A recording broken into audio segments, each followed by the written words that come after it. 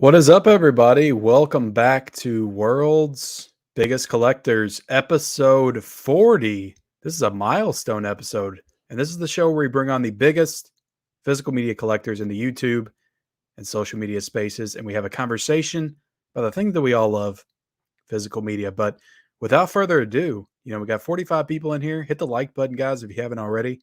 Let me bring them in. This is Derek from Convicted. Yo. Cinephile. What's up, man? How you doing tonight? Oh, I'm great. Thanks for having me. That's a powerful name. Convicted Cinephile. I liked it. It was going to be much darker than that when I thought of the channel name years before I made the channel. Yeah. Use your imagination. That's what I told the TV. So think of the worst thing that could sound like. That's what it is. Do you mind revealing that right here and now? What was it going to be? It starts with a. Or is it? No, this was the name. Oh, okay. But it rhymes with something that is people don't like hearing on the internet. Well, I won't say that. All right. I don't want you to scare everybody off before we get started. So exactly. But yeah, dude, I'm excited to have you here. This has been a long time coming. I feel like I'm a big fan of your channel. I have been for. When did you start the channel? Like 6 months? A year ago. It'd be a year. Around a year ago. September would be a year. Awesome. Yeah, I don't remember when I subscribed to you, but yeah, you're doing some good stuff over there. So definitely appreciate you coming on tonight to chat with me about movies, physical media, whatever the hell we get into. I don't know what we're going to talk about. The chat's going to dictate the conversation. Ask us anything, whatever. I don't care. I'm an open book. I don't know about Derek over there. Maybe he's got some things he's not going to feel very comfortable answering. I don't know. But man, how you doing? You doing all right? You had a good day? I'm doing. Yeah, I can't complain. I went to work. Been up since 5:30. That's what I do. But I only work every other day, so it's not so bad. I hear you. Well, look, man. I think we gotta address the elephant in the room real quick. You of course won the movie collection battle tournament the other night. Am I correct? Oh yeah, I thought you. I have this elephant in the room. I thought you meant that one. The actual. I'm using elephant. it to weigh down my tower. Yeah. Yeah, that was fun. I didn't expect to win that. I was just happy to play. You won the movie collection battle tournament. Oh, people are getting salty? Who's getting salty? I guess. My wife was watching. She's like, a lot of people seem pissed that you were winning. I'm like, that's great. I was just picking what I pick. It makes me happy that people would care. I'm like, I'm the least popular person on this thing. How would I be cheating? I did hear some shade being thrown as the battle was going on. But look, you're top of the mountain now. You're the head guy. You got to get used to that. You got to get used to that kind of it's lonely at the top, as they say. I'll take it. I won the collection battle last year, and I made a little challenge right before the battle. I said I was going to return to one-on-one competition against the winner. So that would be you, sir. So it is. That's the only reason I even tried. Somewhere down the line, we're gonna meet up. We're gonna have ourselves a battle. I gotta be honest, man. It makes me a little nervous. I'm looking behind you. You got all them, movies with slip covers. You know how the community feels about slip covers. And you got they all look uniform and ready to go. Oh, I'm a little nervous. Each of my shelves has a theme, so I know where everything is. That's my strength if I have one. But look, man, again, very happy that you came on the show tonight, and I'm going to give you a second to promote yourself and your channel before we get into the chat and all the questions. The floor is yours. Oh, ahoy there. I'm Derek, the Convicted Cinephile. That's the thing I say. On my channel, I like to talk, shop, and pop open, that is, movies and physical media. And yeah, I do unboxings of cool things I get. I do my Show Me What You Got videos where I just show you what I picked up over the course of however long it's been since I bought movies recently. It's been a little slow lately. But I've also been doing a lot of Spirit Halloween videos with my kid, which have gotten substantially more views than anything else I do. So, I'll keep doing that this fall for more reasons than one. And what am I doing? Oh, yeah, I did a Anthology Horror August, which I didn't do as much as I was hoping. I think I only got 5 or 6 videos done for that, but they were pretty decent, and some people watched them, so that made me happy. You can't ask for much more than pretty decent, and some people watched them.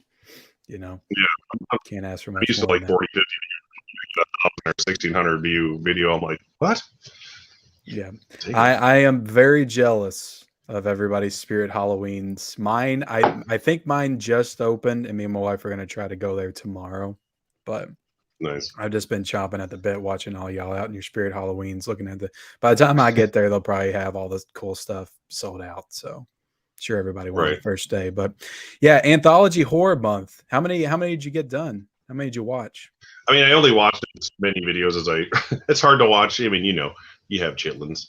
It's hard to watch. That's why I had to slow down with the months. I found myself only doing a whole month, and I was like, I only watched 3 movies that had to do with that theme this month.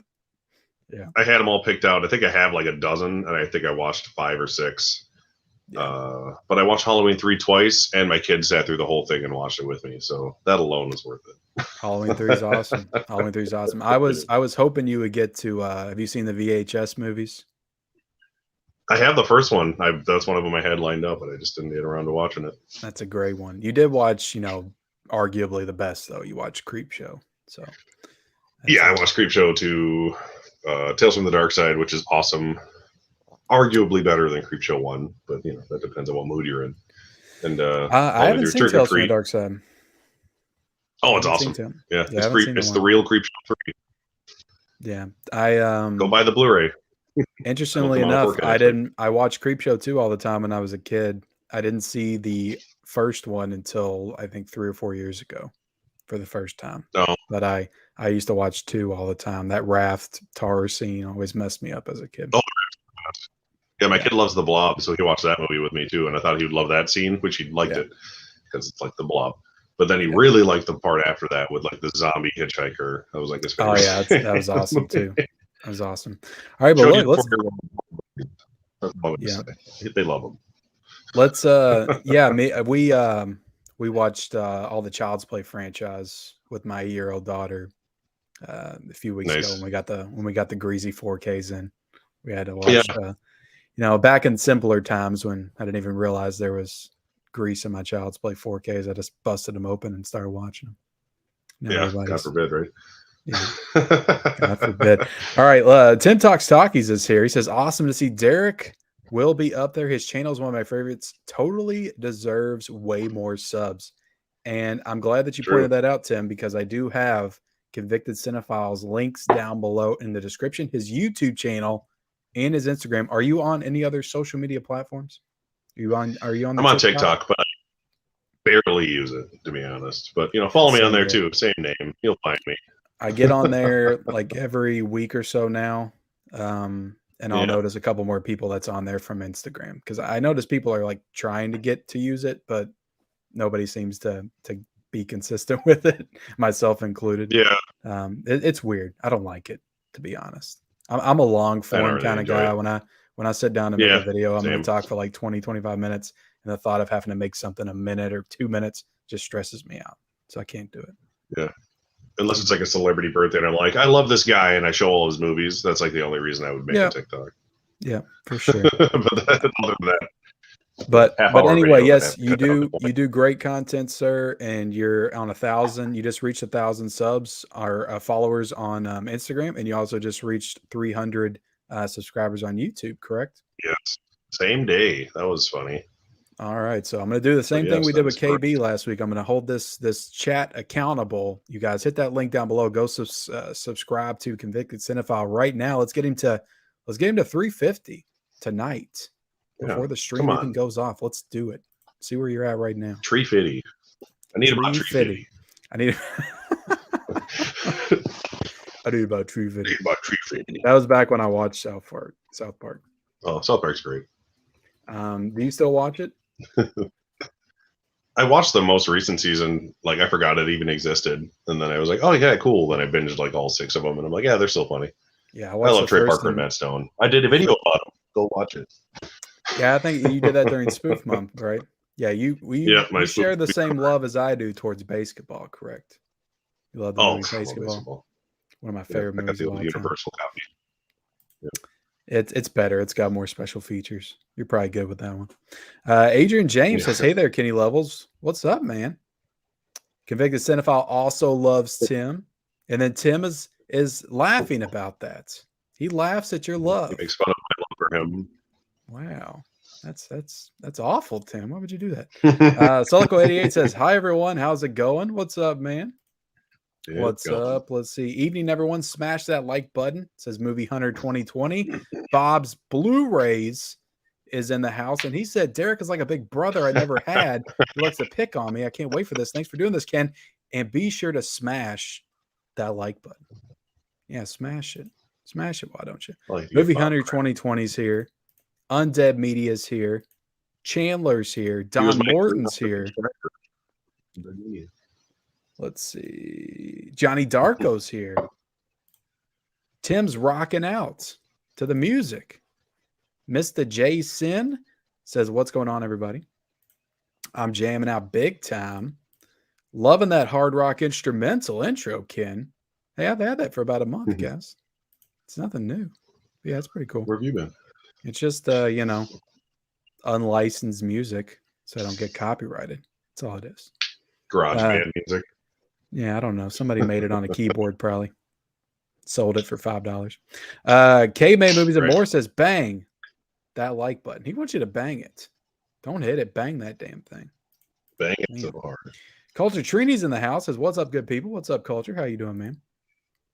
Basement Blues is here. Rock Solid Gaming. Let's see. You getting Peacemaker next week? I think it is. Peacemaker. Is that a TV show? Is that John Cena's show? I didn't know that was coming out next. I thought that. Oh yeah, yeah. I never watched it, so I'm not going to pick it up. What's up, Michael? Let's see. Mizzy E is here. What's up, Mizzy? How you doing, man? Convicted Cinephile. Matheson. JJCHMIEL78 says, "Thoughts on why it seems Europe is doing more for physical media than US with US movies?" That's interesting. You have any thoughts on that? It almost seems like it's always been that way. Because even like in the DVD days, they always had the cooler exclusives, even though I didn't pay too much attention to it. Those Brits care about their physical media, guy. Those guys are like next level over there. Yeah, it's always been that way. I think we just notice it more now because of the internets. Dog Soldiers. You got that Second Sight release. Then you got the not Waterworld, Prince of Thieves coming out soon. Yeah. Any Arrow release that's exclusive for them. Yeah, you got, Arrow Video and Second Sight. Those are the two big ones over there. Am I missing anybody else? I'm sure there's a bunch of other ones, but those are the two big ones. They're the two I've actually bought from. Yeah. Let's see, Derek, when were you convicted? Last September, apparently, according to my YouTube channel. That's good. That's a good question. Derek's dangerous. I don't know if it was a good idea inviting him here tonight. Emmett, hey, what's up, man? Bob's Blu-ray says, "Hey, everyone." Let's see, channel probably would have been banned. Yeah. Will we get a Jacob's Ladder 4K anytime soon? I've never seen that movie. Have you? Yeah, it's really weird. I actually saw it today at Half Price Books, and I thought about getting it, but I was like, it'll get a 4K. I think I have the remake. I think I found it at a Dollar Tree. It's in a bin somewhere. Yeah. God. But yeah, that's definitely a acid trip of a movie if you haven't seen it. It's got Tim Robbins in it, right? Yeah. Pretty much all I remember about it is that it has Tim Robbins and it's weird. And yeah. Let's see. What's up, Vicky? How you doing, Vicky? Let's see. RK1916 says, "Happy Tuesday, everybody." What is up? So yeah, it is Blues Day Tuesday. Did you pick anything new up today? I know you said you went shopping for some stuff. Yeah, got it right. I fell into some money recently. I wonder where. You got the Red Dawn Steelbook because they only had one copy left, and I don't. Nice. Yep, it was the last one they had. It had a loose disc, but it was all good. I had to get Tony. I don't collect stout, so I was like, I'll get that. What the hell? And then I got Angel Heart because I never picked it up. Where's the camera? There you are. here. There's still a bunch of those sitting on the shelves. I think it's because yeah, nobody's seen that movie. I got horror here because it's good, and took 3 employees 10 minutes to find it back. Best Buy, everybody. That's a great movie. I need to get on watching that one. Let's see. What's up, Gus, man? How you doing tonight? Christian N says, "Heh." That's all he says. He just says, "Heh." Lutula Morris here says, "What's up, Ken? Good evening, convicted cinephile." What's up, Lutula? How you doing? Let's see. Tim Toksaki says, "Rank all Bruce Campbell. I want an in-depth thesis on why he's amazing." Bruce Campbell. Oof. I should have recorded my 10th grade speech. I haven't seen all the Bruce Campbell movies. Have you? Most of them. I should have recorded my speech in 10th grade I gave about Bruce Campbell. Well, do it. That's not a joke. I really did that. So you're like Tim. You all share the same love for Bruce Campbell. Oh, we love Evil Dead. I got my Evil Dead shirt on right now, actually.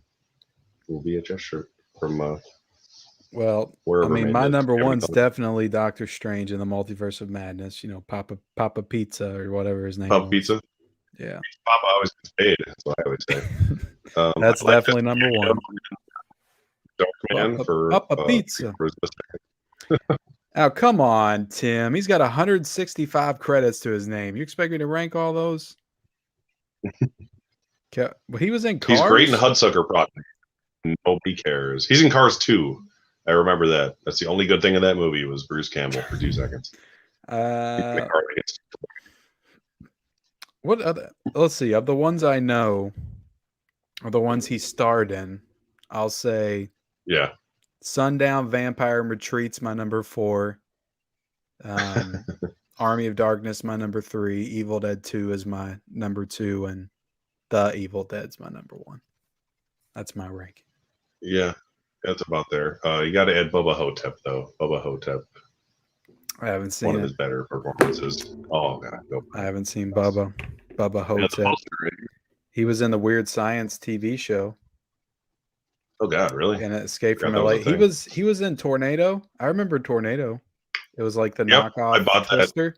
It came out 2 days before. I watched it on TV when it came out. I was so excited because that was right when I started liking the Evil Dead movies. Yeah, that was made for TV. I do remember that, but I didn't know who Bruce Campbell was back in 1996. I don't think. Bernie Hudson was in it too. Yeah, I was late to. So they have a physical media version of Tornado. I almost want to get it. I think it's on DVD. Yeah, I just remember I love Twister. Like that was just one of my favorite movies to watch as a kid, and I was like, "Oh, Tornado!" Yeah. And I don't know if you remember in the '90s. You're about the same age as I am, aren't you? I am 2 months older than you exactly. So yes. Yeah, 2 months older. So I just remember when Twister came out, it was like natural disasters were all the craze on TV. Like it felt like there was a new national disaster program on every single week. Do you remember a show called Doomsday? And they used to play out different doomsday scenarios every single week. I think it had a season, and then they took it off the air. I don't know what it was on, but too depressing. I remember there being a lot of Killer Bee movies made for Killer TV. Bees were big. they were big in the 90s. Yeah, Killer Bees, all the rage. Who do you think would win in the movie collection battle, you or Derek? Well, look, man, Derek's good. Okay, he's an up-and-comer. He is an up-and-comer. Yeah. Have you lost at all? I lost to AJ Reacts, but I blame that on age difference. I lost to AJ Reacts. See, we have a very similar arc in the movie collection battle league. Was that your first match? Yeah. Yeah, him and I were my first. Wow. Yeah, same with you, apparently, look, guys, if you want to know how to win a movie collection battle, for anybody that's listening, if you want to know how to win a movie collection battle, you have to face AJ Reacts and you have to get beat by him, and then you will go on to win the movie collection battle. Because that was the very first match. Then you win the AJ one. Reacts, and he beat me. Damn, that's something. But yeah, I don't know. I don't know how it play out. I feel like I've won too much, so I feel like in my next match I'm probably going to lose. That's what I realistically think. Sure. But I won't let anybody know. Depends on how much. Yeah. I'll be there. We'll have to go deep cuts only. Yeah, we can Deep do cuts only. deep cut. We could face an no Halloween, no thing, no Jaws match, whatever. Yeah, Whatever the ones that are. before. I remember one time I was in there. It's so ridiculous, and I've talked to 4K about this before, and I was like, unless you say that it's banned, it's not banned, because people in the chat were literally listing off like 15 different movies. I was like, how can you ban 15 movies? Movie collection battle makes no sense. Makes no sense. I get it, but sometimes they're appropriate. Because I picked Halloween and I hated myself for it, and I lost. Because I picked my big Halloween set, the 15-disc set, because it was a Scream Factory specific question. So I'm like, okay, it's appropriate, and I'll pick it because not a lot of people have this one. And then I lost. People were freaking out over Halloween 2 one time being picked, and I was like, that's Halloween 2. Yeah, it's a whole different movie. Yeah, no one ever picks Halloween 2. Yeah, it's almost. my favorite. Michael Bloodstein says, how could it be lonely at the top if first place is the best?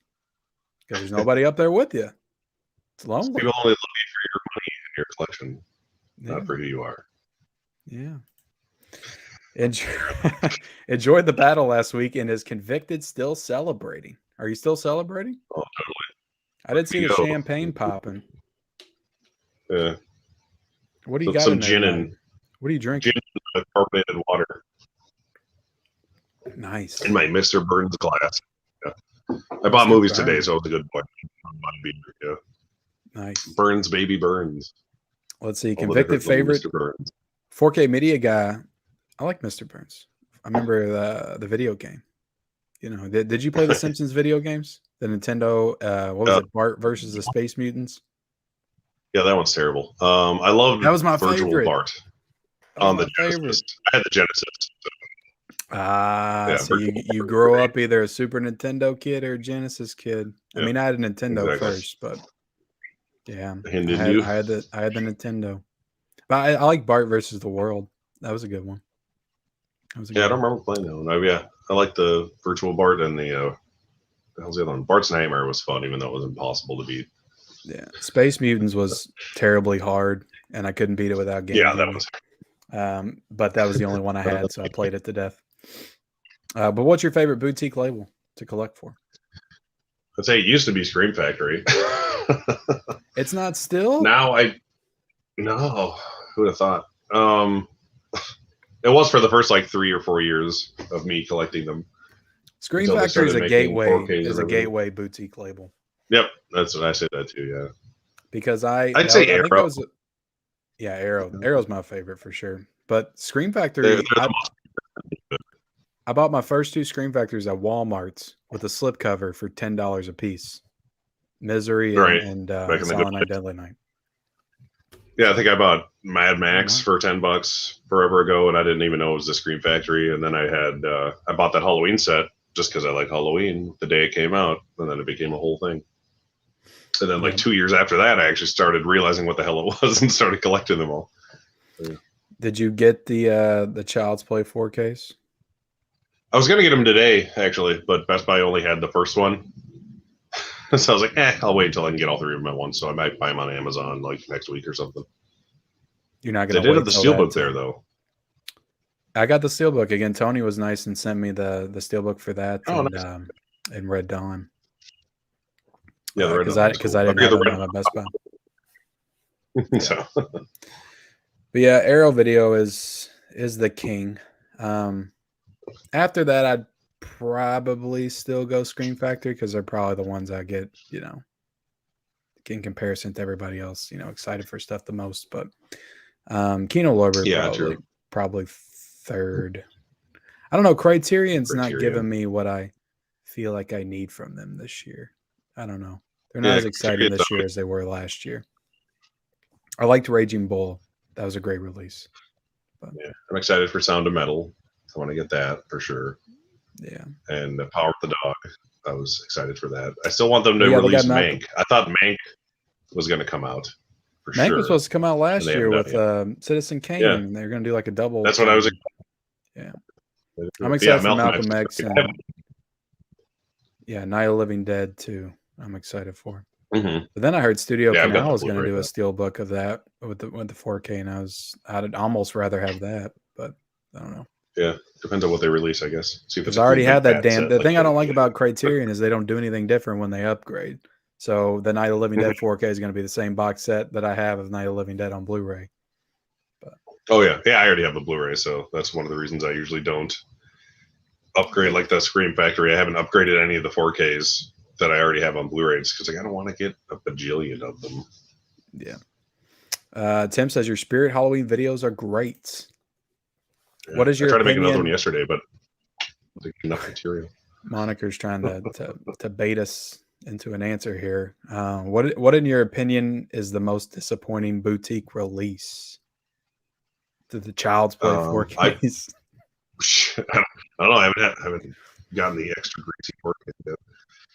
I haven't had anything that's been like god awful personally, so I can't really answer that, to be honest with you. Everything I've had has either been good or I haven't watched it yet.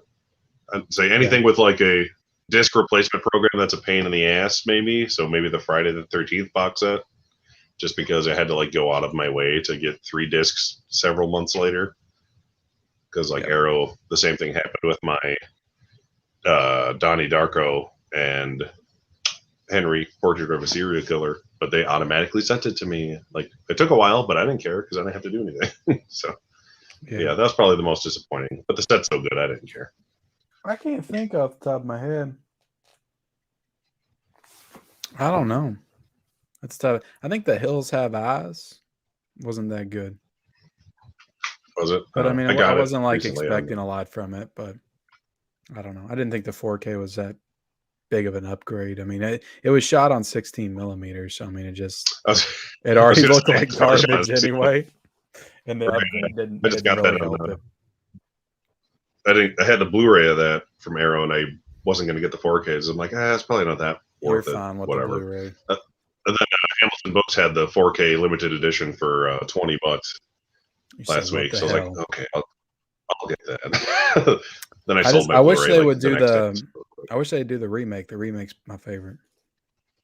The remake's arguably better, at least. Yeah, I think as so good. Too. For sure. Let's see. Spirit Halloween, lots of good stuff to add to your movie rooms for sure. What's up, Ronster? Ronster TV. Derek, will you be collecting all the Vestron Video Blu-rays? I see a row of them behind you. I would like to. Yes, that's the one boutique label, if you want to call them that I would actively try to get all of them because there's a reasonable amount of them. I just haven't yet. The only old ones I have are the Wishmaster set and the Warlock set because I was lucky and got them for like $11 brand new one day on Amazon. They were just super cheap. I need to get on ordering the Blood Diner because I got Chopping Mall and I'm trying to go in order now. Chopping Mall is fun. Yeah, Chopping Mall was fun. I went ahead and watched that one. I looked on the back. I was like, oh, this is only 75 minutes. I can just crank this out real quick. And I threw it. And I was like, oh, this is a lot of fun. Make breakfast and watch it. It's great. Yeah, I love short movies. I don't know if you're the same way, but as you get older, I find, you got less time. And it's always a relief when you look at the runtime and it's not, 152 minutes. Yeah. I've been watching the Universal Monsters movies finally, and all of those are like an hour, 10, hour, 20. I was like, this is great. I can do a couple of these and everyone can enjoy them. Yeah. I mean, when there's a really good 3-hour movie, I enjoy it. Like I enjoy watching The Godfather and I enjoy watching Heat in 4K. But, not every movie's those. But I mean, Paths of Glory I watched last night, and this movie's only 87 minutes. This is a great movie. Yeah, I need to do that. Kino has enough sales. I'll wait for the next one. Yeah. I mean, that $26 is a little steep, especially considering that they don't give you the Blu-ray in it either, and none of the special features from the Criterion were ported over. Let's see.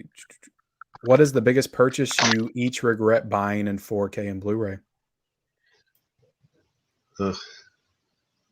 Any of the Blu-rays from Scream Factory that now have 4Ks. I don't know. It's a good answer. Not really, because I've at least watched them all and I enjoyed them. So did you actively try to collect all of Scream Factory? I was trying to get all of the collector's editions. So you're like Pop's Movie Dungeon. Wasn't gonna tried to collect them all, and then they said, "Oh, here's some 4Ks." Yeah, just the collector's editions though. So now I'm like, all right, whatever. Like when they announced the Texas Chainsaw 2 Vinegar Syndrome, I was like, screw it, I'll sell my Blu-ray because I hadn't opened it yet. I got like $70 for it still, even after they announced the 4K. It was great. Nice. Nice. People didn't realize it Without this, because they haven't officially announced the 4K. They've only like half announced it. So I'm sure like normal they people said it on their don't website, even realize. but they haven't like shown pictures or anything yet. Yeah. I don't count it until they show me a damn image. It's officially announced. Yeah. Otherwise it's a rumor, damn it. Let's see. Oh, speaking of Halloween 3, I need to place a Gutter Garb order. Sweet hoodie they put up. Season of the Witch is the best of the franchise. Oh yeah. I looked they up. just put up I look at all those T-shirts are always flying across my feed all the time, and I'm like, I want to get that and that, and I just end up ordering nothing because I'm spending too much money. I bought 8 shirts for White Rags last week because they have a bunch of stuff on that's half off right now. So it's not like a lot of the best shirts, but it's worth half off. I got a lot of compliments at a concert I went to for my Bill and Ted's Bogus Journey shirt I had on. Nice. Open question. I was thrifting and found a Blu-ray, and at the bottom of the cover had a rental exclusive. Tried searching around, but found nothing on it. What stores got these exclusive covers made? I don't know. I would have to see what you got. I've seen red boxes have rental exclusives before. Like it would say on the disc, it would just say rental exclusive, and I think that's just like movie only, where it doesn't have special features and stuff. Mr. J. Sin says, Derek, I will try finding you Creepshow 3 DVD and send it your way if you still need or want to check it out. Nice. Oh, I would love to watch that piece of crap. Yeah. I think everybody's how did you feel about Halloween 3 when you were younger? Did you always love the Halloween franchise? I've only really watched the first two when I was a kid. I was obsessed with it when I was like 13. And then the last year I went trick-or-treating, I was Michael Myers and had the cool mask and everything. Same. And I watched Halloween 1 and 2 on VHS constantly. Like, no kidding, like daily. And then I'm like, I want to watch Halloween 3. And my mom was always like, that one's stupid. It doesn't even have Michael Myers. So at least going into it, I knew it didn't have Michael Myers. And I still didn't really like it because it was so weird and kind of boring, as a kid. Yeah. But, 20 years later, rewatching everybody's really coming around on it to the point where I feel like they're going to do a continuation of that universe at some point. They should. That's what Halloween Ends should be. It should just be Silver Shamrock taking over the whole thing. That'd be the one ending that would save the whole. Let's see. Dennis Cinema 4K with a super chat. Thank you so much, man. And he didn't even ask a question. So I'm going to read your comment. It says, load up that super heat, folks. Oh, I know what he wants. He wants old Al. I'll give you Al. Thanks for the super chat. She got a great ass, and you got your head all the way up it. Yep. I would have got that today, but at the store I went to. You're not afraid it's going to be too dark for your baby eyes? I haven't seen that movie in so long. I don't even remember it, honestly. Yeah. I didn't know I can't remember Hank Azaria being in it. So just the fact that clip had Hank Azaria made me so excited to watch. He's in maybe two. He's in maybe 2 scenes, and that's one of them. But let's see, Sarah Michelle Gellar or Jennifer Love Hewitt. It's a good question. Jennifer Love Hewitt, I guess. I never liked Sarah Michelle Gellar. I don't know. We were watching Scooby Doo upstairs early today, and I was like, after Tim just did a Buffy show the other night. You're gonna say you don't like Sarah Michelle Gellar? She's not the real. I never watched. Yeah. Thank you, Christy Swanson. She's the queen, queen of Buffy. Sorry, Tim. I never watched Buffy either, so I would definitely go Jennifer Love Hewitt because Can't Hardly Wait's one of my favorite teen comedies. It probably is my favorite teen comedy. Oh yeah, you can't go Wait, great. Sure. Let's see. We got Hall & Oates here. We got Movies with Ryan. What's up, man? Mizzy says that just subbed to Derek. Awesome. So yeah, we do have 106 people in here now, guys. I have all of Convicted Cinephile's links down below in the description. So hit those links, subscribe to his channel, follow him on Instagram. Let's see where you're at. See where you're at. I expect to be hashtag so famous by the end of this. You're at 319 subscribers. Well, that's like 12 more than it was before we started. 350. That's the goal. Get off your butts. Go subscribe to Convicted Cinephile. Lean forward slightly and subscribe to me. Let's see. Have either of you seen the early 80s anthology movie Nightmares with young Emilio Estevez and Lance Henderson? No, I have not. No, I want to know. Let's see. I'm going to try to skip ahead in this chat a little bit, see if we can find any questions. I'm already way behind. I always get so behind. That's a good problem to have. Aaron's here. What's up, Aaron? Are there too many or not enough questions, depending on the subject? 4K Media Guy says, question, what's a score for a film that you thought would go better to a different film? That's a strange question. I don't even know if my mind can process that one. I was like, I don't know. The score to Halloween would go perfectly in Matilda. Would fit perfectly. I don't know. For some reason, I was thinking Catch Me If You Can. That's like the score that popped in my head first. I have no idea what it would go better with, but that's the first score I thought. If that makes you feel better. Let's put the Terminator score in the Predator. See how that goes. There you go. I don't even remember the Terminator. I can't even think of that. That would be good. Tom Hanks looking for Leonardo DiCaprio. Bum, bum, bum, bum, bum. Tom Hanks could just be the Terminator. Trey Bartley says, "Sup, fellas? Just subscribe to the Convicted Cinephile. Looking forward to checking out your videos." Nice. Thank you, Trey. Thank you.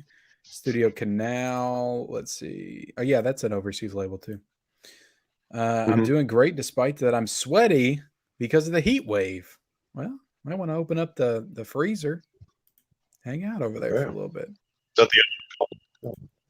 Michael Brown's here. Says, hey, guys. What's up, Michael? Let's see. Oh, he did? There's going to be a steel book for Reservoir Dogs. A Lionsgate. It's Lionsgate. You know it's going to be a steel book. Nice. So I was hoping for like 6 covers with Mr. White, Mr. Pink, and Mr. Orange. Like, yeah, they did that back in the DVD days. Would you collect all those? Would you get every one? I had the Mr. Pink one though, so I was happy. You know, Tony would. It's the one everyone wanted. Yeah. I might pull it. I might actually pull a Tony on that one and get all of them if they did it.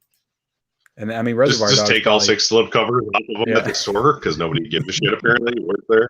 Just force them. I want all exclusive artwork on the actual cases. I don't just want it to be different on the slip covers. I want. Well, the cases are different, then sure. But yeah. When is Coda and Nope coming out for physical media? I don't know. I think Coda's already out overseas. Coda, yeah. I would like it to come out because I'm trying to get all the Best Picture nominees, so it'd be nice to have a Coda. Even if it's doesn't that get on your nerves when you got a Netflix movie that's Criterion's going to put out in like 2 or 3 years? Yeah, it's. I'm sure. I'm happy about Sound of Metal. Sound of Metal was nominated for Best Picture, wasn't it? I didn't know it was. Mm-hmm. Yeah, it was. It was good. Yeah, Nope, I think, is coming out in October, November. I'm pretty sure. Right. Let's see. Culture Warrior is a great movie. Coda has a UK release. That's what movies are around. Ryan, Coda needs a US from Criterion. I don't know if they do. I don't know if they do it or not. Shit, I'll take a Fox Searchlight release. I don't care. Or whatever the hell it is. Anything. Bruce Campbell made approximately in 3 Spider-Man movies. Yeah. He was going to be Mysterio in Spider-Man 4, but that never happened. Wow. Johnny Darko says he subscribed. Yeah. You're already on my Instagram. I thought I'd subscribed months ago. That happens. It's really weird. Sometimes I'll look and I'll be like, I thought I subscribed to you like 2 months ago. And it's like, I see your videos on my feed. I guess it's just like my home feed and not my actual subscribe feed, recommended or something. Yeah. I do the same thing. Like, I follow you on Instagram, therefore I am subscribed to you. They're 2 different platforms. Can someone please do Coda in the U.S.? The UK gets so many incredible releases. The U.S. doesn't. It's unfortunate. Well, I mean, you could say the same thing on the flip. Like, there's a lot of people in the UK. I got somebody that commented over the weekend on that Scream Factory video I did that said that they would kill for Scream Factory releases in the UK. We shouldn't whine about Grease because they would love to have the greasy Chuckies over there. So Grease is the word. I don't know what. There's a lot of stuff that comes out over here that they don't get either. Let's see. Undead Media. Thank you so much. If you haven't subscribed, get to it. Thank you. And for that, here's Hank. She got a great ass, and you got your head all the way up it. Yeah. Should be a sitcom. Hank and Al. Hank is Ariel. Hank and Al. I said the other night that Scream Factory has a great ass. That's why we all love Scream Factory, and we've got our heads all the way up in it. We refuse to get it out. It's an apt comparison, for sure. Yeah. Scream Factory is like that really hot girl in high school. She's just a bitch to everybody, but you still think she's hot. Yeah. But she's still hot, Scream Factory. Cool. You still buy her drinks at the bar or whatever. Criterion's the nerdy girl that you should be with. Yeah. So go pick up some Criterion. Yeah, she's the smart nerdy girl. Yeah. Caveman Movies and More says, Ken, we visited the Best Buy in Owensboro. Spoke to one of the employees. They are removing movies to make more room for appliances. How many toasters do we really need? Preaching to the choir, man. Yeah, I haven't even been upstairs to the Best and Buy I downstairs. used to go through. We need toasters. We need washing machines. I mean, hey, if they sell more toasters than they do movies, I mean, it's good for business. For them, I guess. Yeah, he was in a lot of TV shows, wasn't he? Mm-hmm. Bruce Campbell, like, Hercules, and all those things.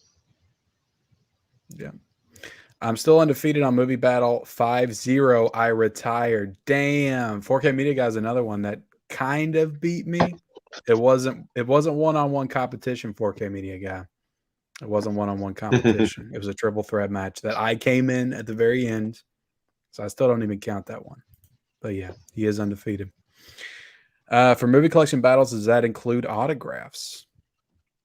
I don't know. I don't know what you're referring to. Tales from the Shelf is here. What's up, man? Let's see.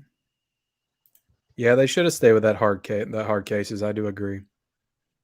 I hate that they don't do the reversible artwork. That's why I only buy the 4Ks that are original releases, like Alligator and Krampus and stuff. And the only one I'll make an exception for. Exciting. That one looks awesome. I was looking that up on IMDb, and the poster for that is so cool. I didn't realize it was from the same director as The Crying Game, though, and it has some good actors in it. Yeah, I've heard that's a legitimately great movie. Also came out in 1984. One of the greatest years for movies. But yeah, I hope that in 2023, Scream Factory gets back to doing more of like a 50-50 split, half upgrades, half new stuff. And because this year it's felt like maybe 80-20, 80% re-releases. Yeah. One or two like the beginning of the year, and then a couple of new ones at the end of the year. Yeah. Like I know they're going to continue to do upgrades. I understand that. But yeah, give us some original stuff too. Just do like one each a month. That'd be perfect. Yeah. We're still getting original stuff from Arrow Video in addition to them re-releasing, their old stuff. Yeah, if anyone isn't supporting watching Derek's content, you're missing out. Quality content daily. Do you put out a video daily? If I can. I didn't today. I was lazy, but I was going to yesterday. I went to another Spirit Halloween, and they didn't have anything new. So I was like, So I went to a Party City, and they had the Michael Myers animatronic there. But that was like literally all they had. So I was like, this sucks. I'm just going to delete all this footage. And then all I did was share anything. Doesn't matter if there's anything new. Your commentary will be new. Put the video out anyway. I have to yell over the copywritten music, though. That's the problem. Do you get copyrighted? I've had that problem at Walmart before, because every time I go into Walmart, they're always playing some like song from the 90s or 80s. But I've never gotten hit with that on a Blu-ray hunt before. My fault. So, but yeah, the closest. Oh, I definitely got hit when it's my fault, but not theirs. Yeah. Scream Factory is to this day the only company that I bought a movie with an entire disc missing. Halloween 3 4K was missing 4K disc. Yay for QC. Yeah, I think for me too, weird. Tim, I bought Halloween 4 4K and I was missing the Blu-ray disc for Halloween 4, and I still don't have it because I emailed them once and never followed up. So they never got back with me either. because everyone didn't have that problem. So it couldn't come on. Yeah. The problem is Halloween has been pulled so many times, people are probably just tired of seeing it. I understand that, but let that be in the voters' hands. Like if you're tired of seeing Halloween, then don't Right. vote for it. But if you pull it and it wins, then obviously everybody's not tired of it. Just watched Mad Love with Peter Lorre and really enjoyed it. Have you seen it? Thoughts? I haven't seen that one, Scaps. Have you seen that one? I like Peter Lorre though. Peter Lorre's cool though. I thought you were a convicted cinephile. You haven't seen Mad Love? Yeah, what's wrong with you? I wasn't convicted for that though. Mel's in the house. My Killer Podcast. What's up, Mel? Hey there, fellas. What's up, everyone? Happy you can be here. Go get her new kick-ass looking shirt, by the way. Yeah, she's on point with that branding. Like she's got some cool stuff. Mel, can you make me a shirt? Can I be in your Teespring store? Is that what they call it? Is it Teespring? TeePublic, I think it is. Yeah. TeePublic. I just don't know how to do any of that stuff.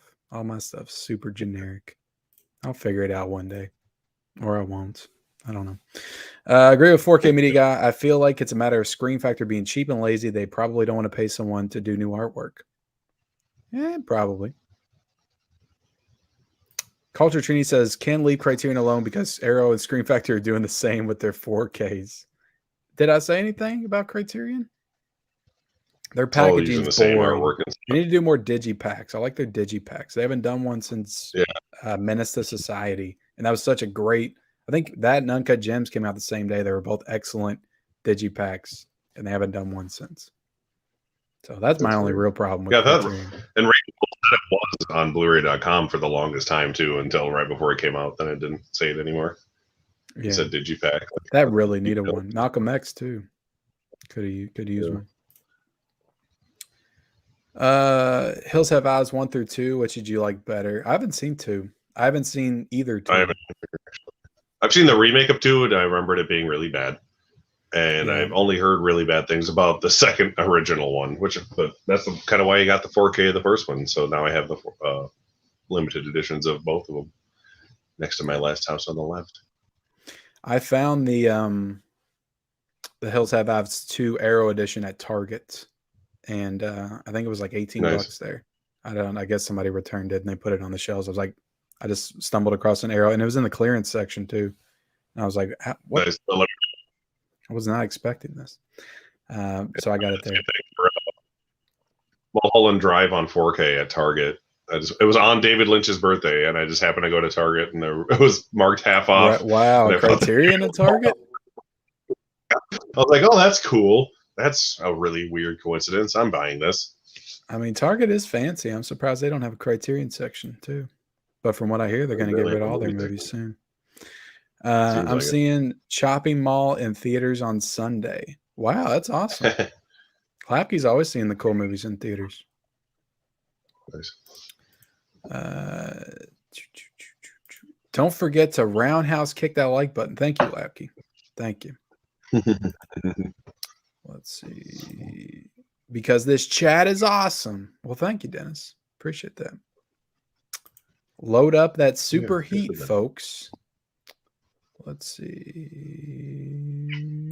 Halloween 3 is my favorite Halloween movie.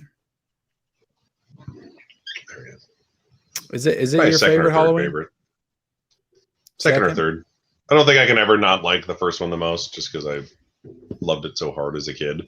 But it is also one of those things where I've watched it a billion times. Well, let me ask you something, because I was thinking about that a lot recently, because I was like, all these years I've just said Halloween's my favorite because it's Halloween, and how can you top it? But did you watch? You said you watched the first and second one. Did you always watch them together, like one right after the other? Because to me, like often enough, yeah, I watched them so much together that it almost feels like one movie to me. And I remember always enjoying the second half better. So I was like, so if I enjoy the second half better, and I always have, then isn't Halloween 2 my favorite? So I've now named Halloween 2 my favorite. There was at least a brief time where I did like Halloween 2 more, but that was because I was just watching Halloween too many times and just getting into Halloween 2. Yeah. Don't get me wrong. The first Halloween is a better made movie. But yeah. Let's see. Pacino is telling the story of my life, says Do you think the Ghost Rider is intimidating? Do you think the Ghost Rider is intimidating? The skeleton on fire on a motorcycle. I'd be scared of that. Pretty intimidating. But you're talking about the cowboy on the horse one, then he's less intimidating.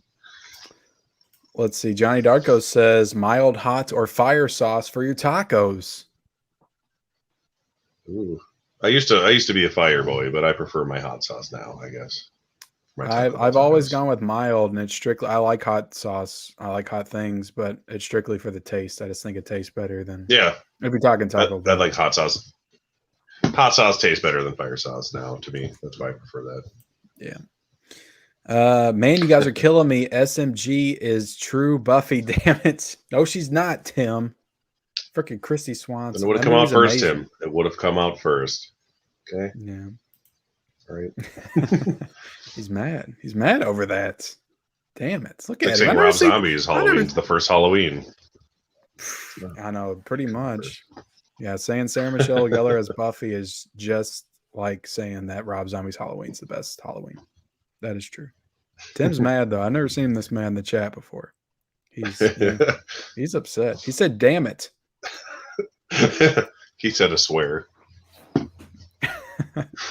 Mr. Jason says, I got to head out. I just want to drop by and support you both the best I can. Probably I'll already be off the live by the time you get to this, but take care and have good night. No, we're here right now. Oh, you're talking about yourself. Thank you, Mr. Jason. You seen the teaser trailer of the movie The Sun, starring my dearest beloved hero, Hugh Jackman? Have you seen that? Oh, yeah. I haven't watched the trailer, but I'm very excited for that movie, yes. The same guy who made The Father, even though I don't think it's technically a sequel or a prequel to that movie or anything, despite the title. But I expect it to be great, and Hugh Jackman is hardcore best actor conversation for that movie for the Oscars this year, which would be awesome because Hugh Jackman. Is that what they're saying? Yeah. Hugh Jackman should have won Best Actor for Prisoners. That's what he should have won. Yeah. What is it called? The Sun? I've never heard of this. So you're telling me it's the same director of The Father? I haven't seen The Father. The same writer. I haven't watched it yet either. Ben, I haven't. Oh, Vanessa Kirby's in it too? Well, you know it's going to be sad if Vanessa Kirby's in it. She's in all the sad movies recently. Yeah, that's so there's awesome, they have nothing to do with each other, and he made a movie called The Father, and then he made a movie called The Son. Yeah, it's a play. The next one's going to be the daughter, and then the mother. Yeah. And that's going to be a whole family universe. Yeah, sure. I haven't seen The Father yet. I need to. My wife always tells me every time I go to Best Buy, she's like, "Did you get The Father?" Because she wants to watch it. For whatever reason, I won't grab it. Yeah. It's always $22.99, and it never goes down in price. Yeah, I grabbed it one day when I was at Best Buy. It was like $11. I was like, sweet. And then I got the last copy of the slipcover when I was there. It did go down to like 12 for 1 week, and I just missed my opportunity. Tales from the Shelf says he subbed to you. Also, Christy Swanson is valid. She's very valid. She is quite valid indeed. Very valid. Did you like the movie The Phantom? Growing up with her and Billy Oh, The Phantom. Not Phantoms. Yeah. The Phantom. Yeah, I haven't watched. I want to get that. I haven't watched that in years, but yeah, it's got a Slam Evil. Before they were like comic book movies about actual, Slam Evil with the ring. Before they made comic book movies about comic books that people like knew and cared about in the 90s. Yep. In that small weird period of time. I enjoyed it, but it's not bad. It's a good movie. It's a decent movie. Let's see. I'm kicking back watching Cyborg Cop 3 on Laserdisc. That's right. I'm living the life. What's a 4K again? DVDs, nuts, and popcorn. Said that. That's a hell of a name. Let's see. Can't Hardly Wait is excellent. Classic. Yeah, I was happy to get that one a couple of years ago. I think it came out from Mill Creek, and they had a slipcover with it. And I think it was pretty cheap. Oh, I don't have it, but I do like that movie a lot. It's like the one of the 90s teen movies I actually enjoy. Yeah, for sure. You don't like the American Pie movies? Yeah, they're okay. The first one's all right. And it's just more of the same. I love the second one. Second one's my favorite. Vicky, we love Hugh Jackman too. Saw his show a couple of years ago. Yeah, that's the wife. Yes, his show was fantastic. Oh, okay. What show was it? His live show. He just did a live show where he did like songs from every play and movie he's ever been in, Really? and it was awesome. Yeah, That's cool. he's Yeah, great. Hugh Jackman's a man. Ashley Judd or Judd Nelson, says Ellie Jewel. I prefer Ashley Nelson myself. Yeah, Ashley Nelson is hard. I don't know how to answer that. I don't feel like I've seen enough from either one of them, to be honest. But I mean, Ashley Judd was in Heat, so she has that going for her. Oh yeah. And I think I've seen Double Jeopardy. What else has she been in? Yeah, that's pretty good. I was gonna say been in a lot of Jeopardy is the stuff. first one that popped in my head. She's from my home state. I know she's always at the Kentucky Wildcats basketball game. Yeah. Judd Nelson used to be cool. He's alive. I mean, I've seen Judd Nelson in The Breakfast Club, and I feel like something else, a couple other things, but I just can't remember off the top of my head. Airheads. Airheads, yeah. He's an Airheads. Yeah. I guess I'll go with Ashley Judd. I feel like she's a better actress. So yeah, easily.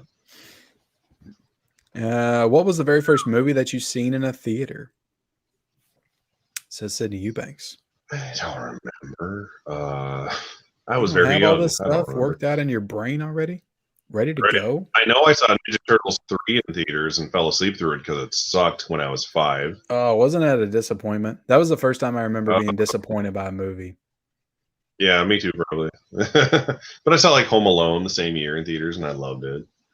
Yeah. I saw Terminator 2 in the drive-in when I was 5. Nice. That was fantastic. I don't think I saw that in theaters. I think I watched that for the first time on Laserdisc at my aunt's house. She had a Laserdisc player. The only 2 ways to see it. Yeah, that's at least one I can remember for sure that I saw. It was Home Alone, I guess. Mine was the Little Mermaid. Saw the Little Mermaid in theaters, and I also remember seeing Hook in the theaters and Batman Returns. Those are all my earliest memories. For sure. Yeah. Let's see. Just checked out the trailer to The Sun, and it looks good. Thanks for the heads up. Nice. Everybody's going crazy for The Sun tonight. Going crazy. Hello to the convict. This man is raising his kid right with NECAs. Nice. How many NECAs do you have in your collection? Oh, the only one I really have is that new werewolf one I bought. And the only reason I bought it is because it only has one extra accessory I don't have to worry about losing. If I buy those, I don't want to like open them because they have so many little pieces. All their little heads. I've never opened mine either. And faces. Yeah. But the werewolf one I got because it's just the werewolf and one extra head. So I was like, I can do that. So that's why I got that one. Yeah. Let's see. Favorite actor cameo in a film? Bruce Campbell in anything. That's fine. Bruce Campbell and Doctor Strange. Bruce Campbell in the Multiverse of Madness. I'll go Spider-Man movies. I'll say a movie that has a Bruce Campbell cameo, and that's the first Spider-Man. But I'm going to say Macho Man cameo. Oh, that's a good one. As Bonesaw. Bonesaw's ready. That's a good one. Bonesaw is ready. Yeah, there you go. Much better impersonation. Let's see. Hugh Jackman is a true human being. I love him so much. He's one of the nicest persons in Hollywood. Yeah, Hugh Jackman's awesome. Oh, he did? I didn't even know about that. He rescued Jennifer Lawrence? Yeah, at the Oscars when she tripped going upstage and he like went up and helped her because he's adorable. Yeah. The Greasy Chuckies would be a great 70s UK punk band.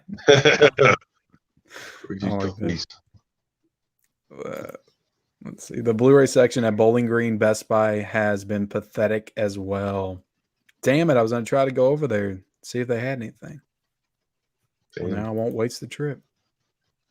What I would like to see Vestron do in terms of a series of Blu-rays and digitals is a remaster of their children's video library line from the 80s.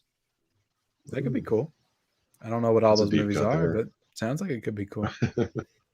I'm excited for Earth Girls Are Easy.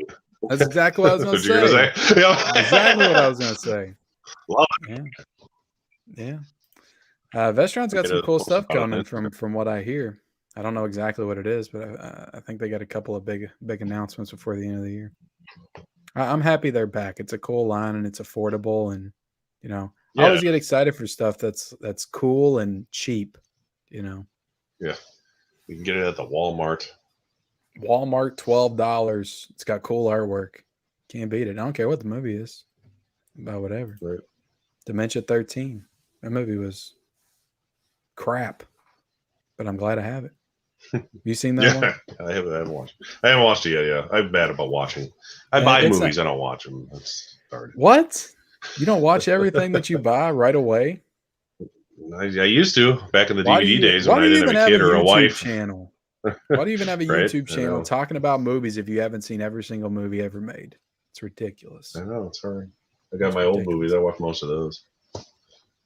I miss those days, though. I used to go buy 2 or 3 movies a day on Tuesdays when Best Buy used to have movies, and they had aisles and aisles and aisles of DVDs. And they'd have everything I wanted the day of, and it was great. And then I'd watch them that night, just sitting in the basement and watch them by myself. Back in the easy now I gotta days, like feed my kid and stuff. Now I gotta feed my kid and stuff.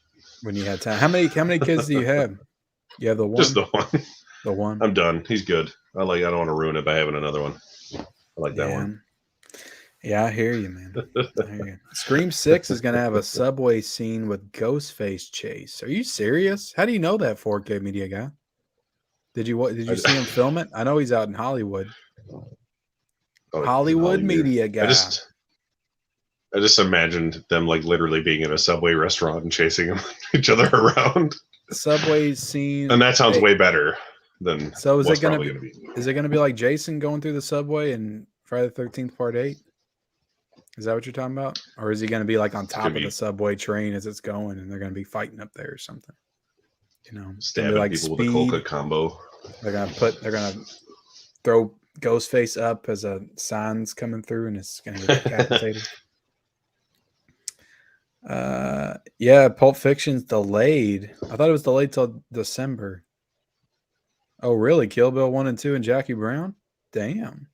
If anything, Kill Bill should come out next year because that's the 20th anniversary. But yeah, why'd they delay Pulp Fiction? I mean, it's not even an anniversary for Pulp Fiction. Right. They're coming out. That's all that matters. Question for both of you. Who is the most famous actor you've met in person? Mine is George Romero and Kane Hodder. Nice. I live in Minnesota. I don't see many actors in person, and I don't get to go to conventions because they don't have cool ones. But I did. I got to meet some wrestlers. I got to meet some wrestlers back in the day. I got to meet the Hulk Hogan, and the Lex Luger, and the Mick Foley. Yeah, I met Mick Foley. I didn't get Adam West. I got his autograph, so that was cool. Yeah, we have a car show here, and back when I was a kid, we used to go to the car show, and there'd be a wrestler at the car show, and I would always want to meet the wrestler. So I was a big wrestling fan. So I met Mick Foley. Yeah. I met Stacy Keibler. I met John Cena. Nice. I can't remember who else. The good old days. Yeah. Back when he did stuff. I almost met Kane Hodder. I do want to go to. He signed autographs at my theater I used to work at. 2 months before I started working at the movie theater I worked at, he was there signing autographs for Jason X, and then it got delayed 2 years. Nice. But he was there. They had all the Friday the 13th, all 8 posters or whatever up on however many posters my theater had on the sides, and he was there, and I missed it. And he was signing hockey masks. I could have gone, and I didn't know about it in time. Didn't know. So that sucks. Yeah, apparently they have all kinds of horror conventions here in Kentucky, and I've just never known about it because I've just never, I guess, been into it like that. Yeah, I'd like to go to one, but now it's like so popular. Yeah, I mean, it's now I think you got to pay like $100 to get, some low-level person and some random sequel from the 80s autograph. Yeah, if you want Robert Englund's autograph, you have to pay $200. I'm like, I will not pay that kind of money. I don't care about getting autographs that much. Let's see. I'm referring to competing with who has the best or most autographs. For example, how many are on one front cover. Also, we can compete on our favorite celebrities who met. Who are you talking about, Michael? You want to compete with me on autographs? Is that what you're saying? I think he's talking about movie collection battle related things. I mean, hey, if it's a question that comes up about autographs, then that's the one. I've got nothing autographed, so that would be an automatic win for you. I just gave you one of my weaknesses. I got Adam West in the movie on DVD. That's why I kept it all these years. That's my weakness. Let's see. Mizzy E's excited for the subway chase scene. Johnny Darko hates digipacks. What? Get out of here. It's okay. It's okay to be wrong sometimes. There's nothing wrong with it. It's interesting. I like my shelf. And some people like their shelves to be really like uniform, and I feel like you might as well, because your shelves look really good. But I like a little messiness. They're all over the place. Does it get on your nerves to have like box sets that are all different shapes, like Arrow Video? All their box sets are different, like widths and stuff. Does that get on your nerves? No. Or is it fine as long as it's my box sets, and then I have my standard ones like over here. The only weird one is this RoboCop steelbook I have next to my other RoboCop. It does make it hard to slot them sometimes because I'm always like I'll take one out of this shelf and put it in the other one to try to fit them all together as best I can. Like 7 movies to fit like one box set, and then you have to like. Damn it! I want this box set to go here. Then I have to rearrange 5 other movies to get it to fit. You have to put like one Jurassic Park movie up here, and then the other 3 down here.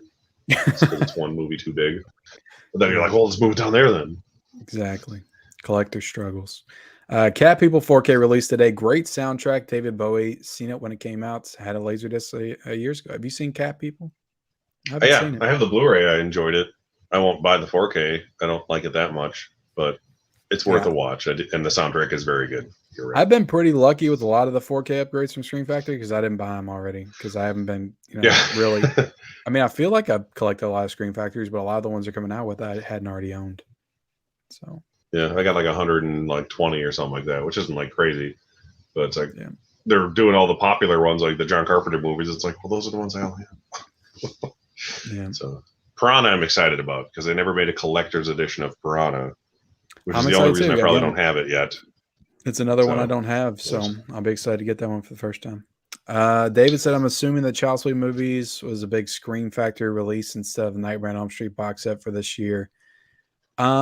Yeah, I mean, I would consider the Child's Play movies the big Screen Factory release of the year, even though October is technically the spot where they're supposed to have it. But I don't find the Halloween 4Ks all that exciting.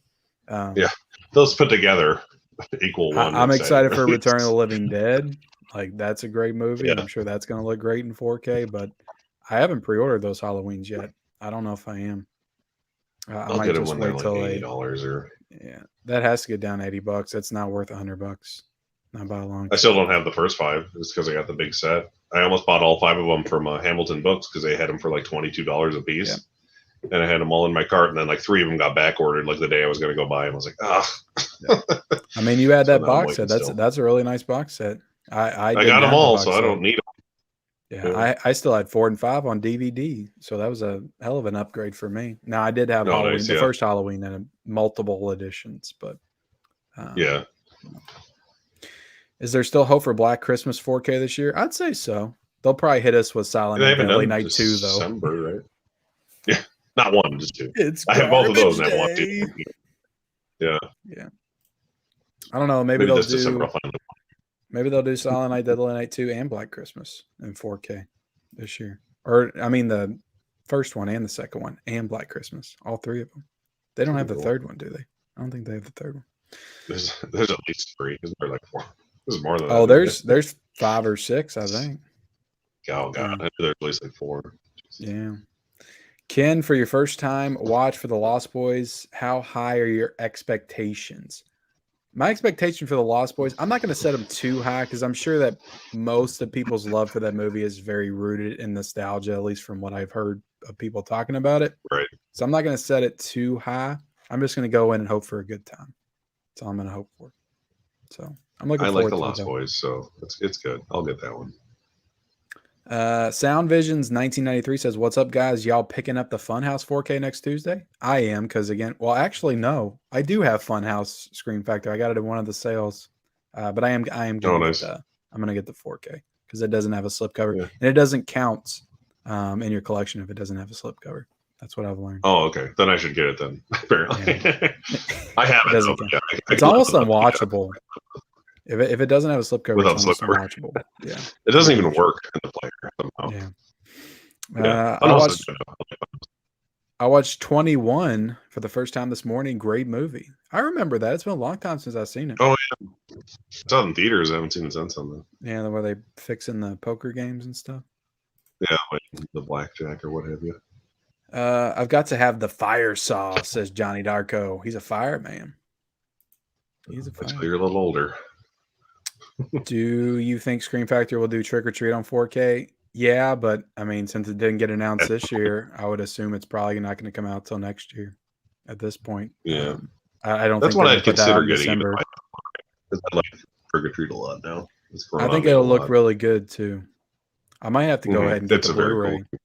because I don't. I just have the regular studio release of Trick or Treat on Blu-ray. I think I got it for Best Buy. Yeah, I like watched $7. Scream Factory one for my video and listened to the commentary on it. It was good. Yeah, I'm sure it's loaded with special features. That's pretty good. Let's see. I'm predicting Killer Clowns will become one of Ken's all-time favorites when that 4K comes out. Maybe. Good. It's so fun. Oh god. Can't wait. I'll double dip on that one all day long. Yeah, no, I'm just really hoping Arrow does it and they do that, the same package. Yeah. Because I want that. That slipcover is nice. Or better packaging. I hope they do Yeah, limited edition Arrow packaging. They didn't do like a box set the first time, did they? No, they just did a slip, which I don't have. I have the regular version, but not the slipcover version or the FYE exclusive one that some people have. I would want them to redo Creepshow 2. I hope they do that at some point because that came out with like a big box set release, and I didn't get it, and it was really nice. I didn't know that existed either. I just have the regular one. What's up, Silent Attacker? How are you doing? Will we ever get Gremlins 2 on 4K? The first one came out a couple of years ago already. Dude, man, I really want Gremlins 2 on 4K. What's your favorite? Better than Gremlins 1. You think Gremlins 2 is better? 2. I think Gremlins 2 better than Gremlins 1. Gremlins 1 puts me to sleep. It's way more entertaining. I do love more fun, the first, self-aware. Yeah, I do love the first Gremlins. I do love it. It's a great Christmas movie and horror movie, but Gremlins 2 is by far superior to the first one. Yeah. Forget Christy Swanson. Kelly Maroney is the best. Was Kelly Maroney Buffy? Didn't know she was Buffy. Oh yeah, Paul Rubens. There you go. See. For Paul Rubens plays a vampire in Buffy. Yeah, I know. I can't wait till Mystery Men comes out in 4K. Oh yeah. That's one. What was Paul Rubens in Mystery Men? What was his character? He was like the silent farter or something. Yeah, he farts. I love that movie. Mystery Men's so good. Hank Azaria yet again. Yeah, that's a great cast in that movie. Great cast. Second one is great, says Lee Moorfield. The thing that does make me angry, though, we're talking about Mystery Men, is the fact that the song All Star literally debuted in that movie, but everybody associates that song with Shrek, and it came out in Mystery Men. I know it's from I had that soundtrack proudly and listened to it. All Star is Mystery Men, not Shrek. Even though, Shrek did do a lot for that song, though. Wasn't that the movie that had the awesome soundtrack with Tonic? What movie is he talking about? Mystery Man, maybe. It does have an awesome soundtrack, so it's probably that one. Look up the trailer for the movie Fall, and I dare you to keep both eyes open. I haven't. Did you go see Fall? Is that new one? No. Yeah, I think there's like some girls. I can't get out easily to see movies. I'm not going to be watching that. Yeah, I didn't even know it existed. Yeah. I can't get out and see nothing either. It sucks. How do you feel about are you at the point now like me where you just rather watch everything at home? You don't care to go. How did you feel when they said Halloween Ends? That's pretty much it at this point. How did you feel when they said Halloween Ends was going to be on Peacock? Were you overjoyed? They did the same thing the last time, but I still watched the last one in theaters. I'd like to see it in theaters because it's more fun to see a horror movie like that in theaters. It's like seeing a comedy in theaters where it's just funnier when everyone's enjoying it. But I don't think that'll be the case with Halloween Ends, though. I don't think there'll be that many people enjoying it.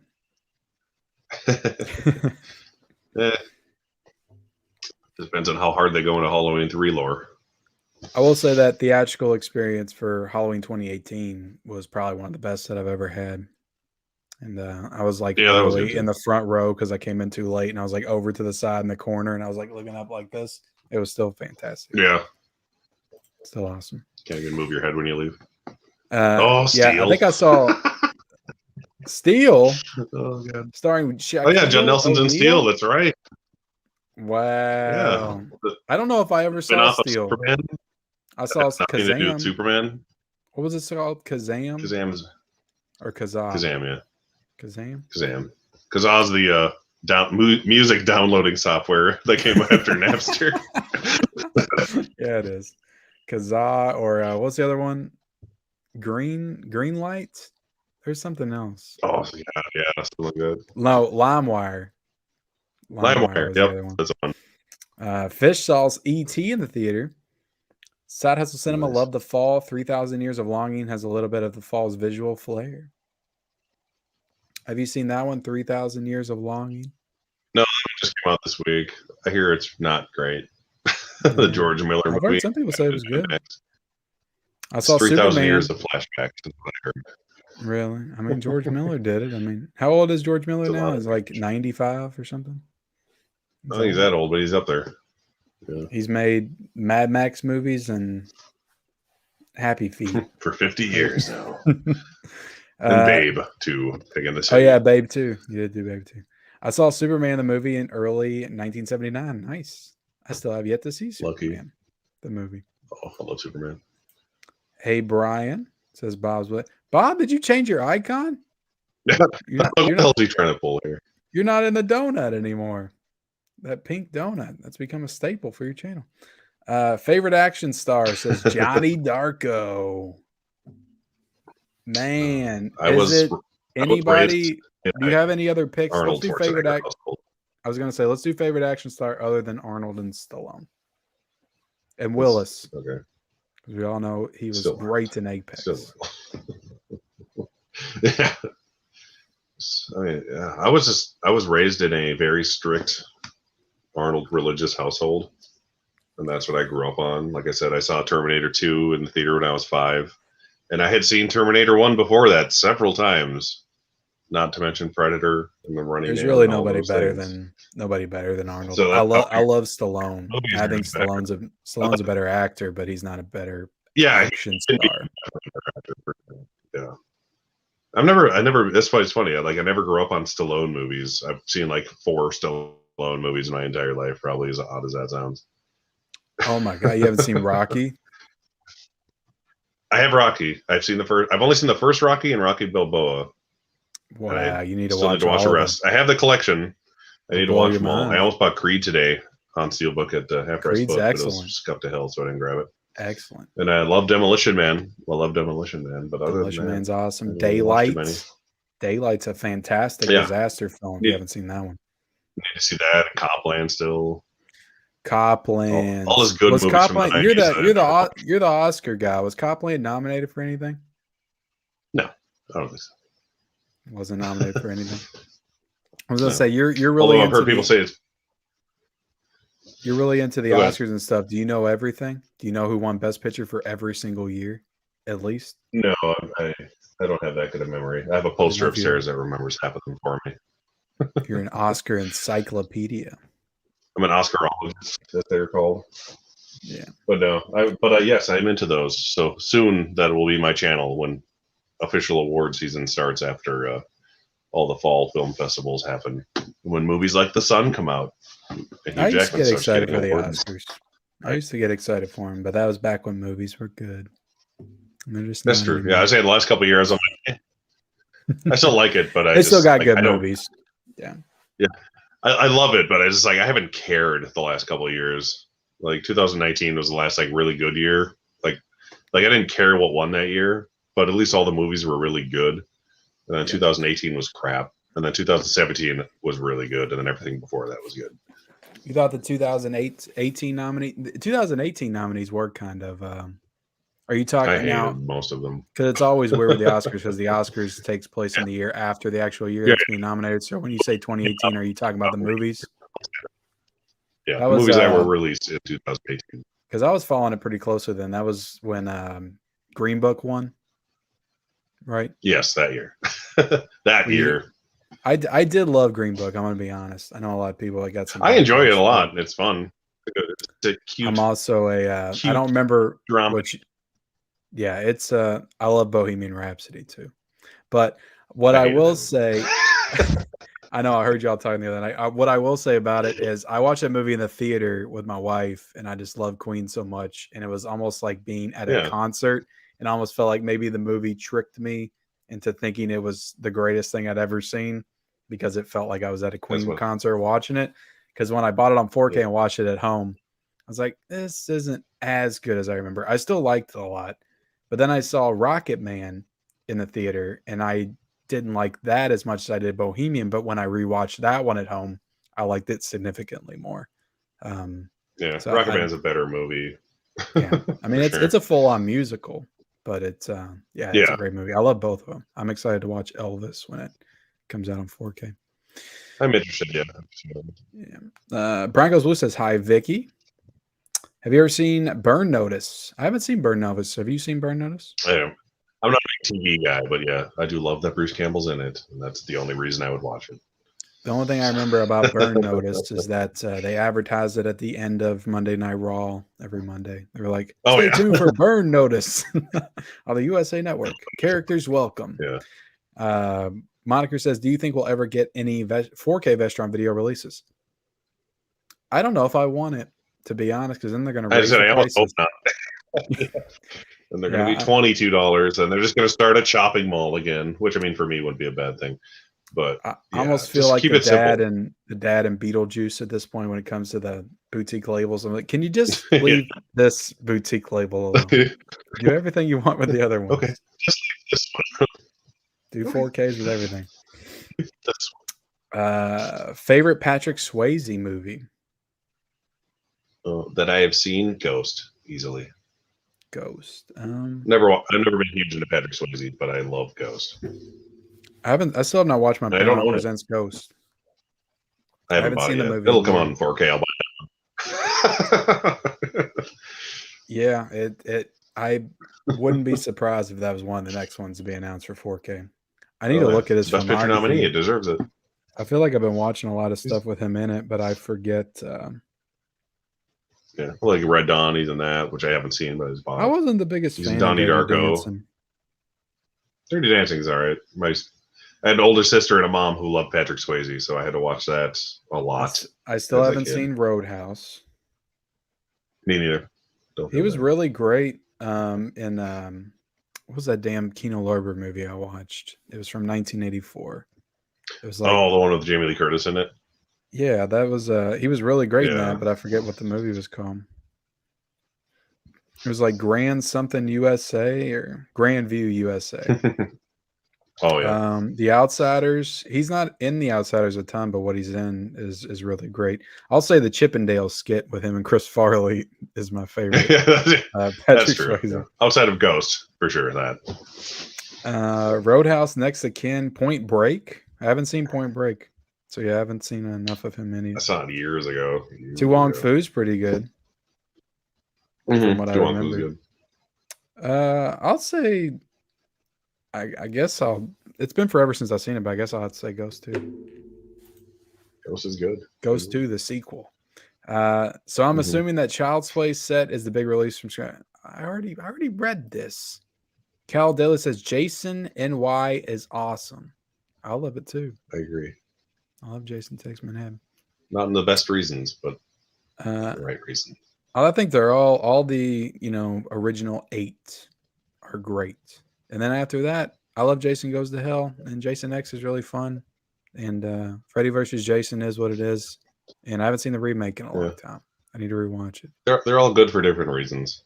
Damn, there's not one that's like, oh god, I don't want to watch this. Like Nightmare on Elm Street has those, and Halloween has those, but Friday doesn't really have those. What movies are you excited to see in September? Mine are The Woman King, Bros, Don't Worry, Darling, and Smile. I'm definitely interested in Don't Worry, Darling. Yeah, that one looks visually interesting, at least. Woman King sounds cool, but I haven't really watched anything about it yet. Yeah, Smile. Viola Davis. Looks like a sequel to Truth or Dare, that Blumhouse movie that came out in 2018. So it looks ridiculous, but I'll probably watch it. Have you met George the Animal Steel? He's the only wrestler I met. Nice. I have not. I wish. That'd be great. I gotta have him sign my Tor Johnson mask for when he played him in Ed Wood. That would have been great. Let's see. Did you see the new badass Reservoir Dogs Steelbook on the Disc Father's IG with the ear being cut off? It's glorious. Is that real? Oh, well. Oh, is that a slip cover, like the ear being removed? Because that's brilliant. Look, I'll look this up right now. I'll look this up right now. So I was like, oh. Reservoir Dogs is great. I haven't seen that in so long, but it's so good. Yeah, I don't even know if it would be in my top 5 Tarantino, but like that's not saying anything really because all of his movies are phenomenal. And that was my favorite one for a while. It was back in the day. I can honestly see Once Upon a Time in Hollywood becoming my number 1 because every single time I watch that movie, I love it even more than the last time. I've only been able to watch it twice, but I definitely liked it substantially more the second time I watched it. Django's my favorite. Yeah, Django I love too. I also love Same the Hateful Eight. The Hateful Eight moves up on my list every time I watch all those more recent movies just get better every time I watch them. It's kind of interesting. All right, here's this Steelbook. You see that? Oh, I was right. Yes. Wow. Are you serious right now? Holy moly, that's like the American Psycho. Damn, that's cool. That is cool. That's sweet. There you go. Your Blu-ray and 4K collection is so beautiful, said Vicky. Like I said, there's more over there. It's less pretty though. When I saw First Men in Black back in the day, I thought it was fun. Jones and Smith are entertaining. Yeah. I have a signed picture of William Daniels. Who's William Daniels? Is that somebody I should know? You don't know Billy Dance? Come on. He's awesome. Who's Billy Dance? I don't even know who that is. I don't know. 4K Media Guy wants to know if we watched Squid Game and did we enjoy it? Did you watch Squid Game? I didn't. Like I said, I don't watch much TV because it's hard enough for me to sit down for 2 hours and watch a movie. So I don't know how I did it. Me and my wife binged through it last October. I think it came on. It's a good show. I'll say that the ending was a little disappointed. I wasn't completely satisfied with how it wrapped up. And there were some things throughout it that didn't make the most sense, but I found it to be really entertaining. It was a fun gimmick for sure. The only show I've actually watched all of recently was the Under the Banner of Heaven. Oh, is that the Andrew Garfield one? Is that any good? Because my wife was wanting to watch that. It's very dramatic and kind of slow, but it's interesting because it's a true story. It's like a Mormon family murder case from like the 70s or early 80s. So it's very interesting. But yeah. Yeah, it sounds like something I'd watch with her. So we'll try to give it a shot at some point. Yeah, it looks good. Yo, I should wait till October to start watching my Halloween themed stuff, or is September good? I think August is good, to be honest. I mean, to be honest, I watch horror all year round. I always get in my mood in August. That's why I did the anthology horror August, because that's when I start wanting to watch horror movies. Yeah. It's when all the Spirit Halloweens open up. It's when I get in the feelings. Oh yeah. Get in the mood in August. But guys, we got 98 people in here right now. If you have not hit that like button yet, definitely hit the like button and subscribe to Convicted Cinephile. His link is down below in the description. Let's see where you're at here. Are you at 350 yet? You should be. Nah, we're gonna go until I am. Yeah, we'll take 16 days. We're doing it. We'll go until 5 in the morning. That's my limit. You're at 326. 326 right now. Well, it's better than where I started. So and yeah, guys, subscribe to his channel. You got all kinds of cool videos on here. Going to Spirit Halloween. You know, you got a Fright Rags haul. You got the Halloween 3 Season of the Witch. You do a lot of fun stuff with your videos too. You do a lot of skits and performances. I try. You know, you get I pretend to play music that I make up bad lyrics to. It's fun. Yeah, you do fun I try stuff to be different. I try to change it up. I try not to do the same thing every time. Yeah. Exactly. I like my this is what I bought today. Most videos, people on YouTube just like stuff turn the camera on and you're like, I got, this today and it's pretty cool. That's what I do. That's what I do. I used to do skits back when I first started the channel.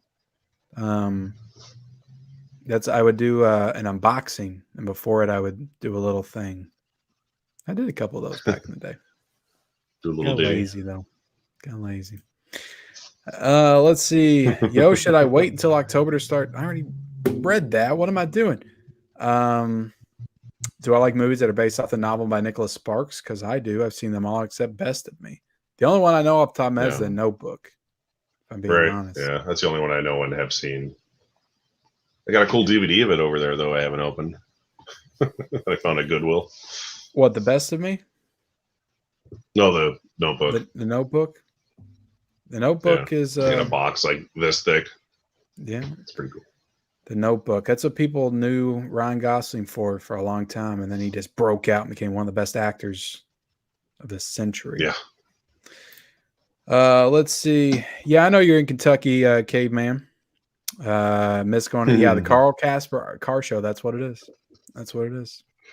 It's a good car show. Nice. I think they still do it. When are you gonna send me those Superman Betamax? You got Superman Betamax tapes? When you buy them from me, I'll send them to you. Yeah.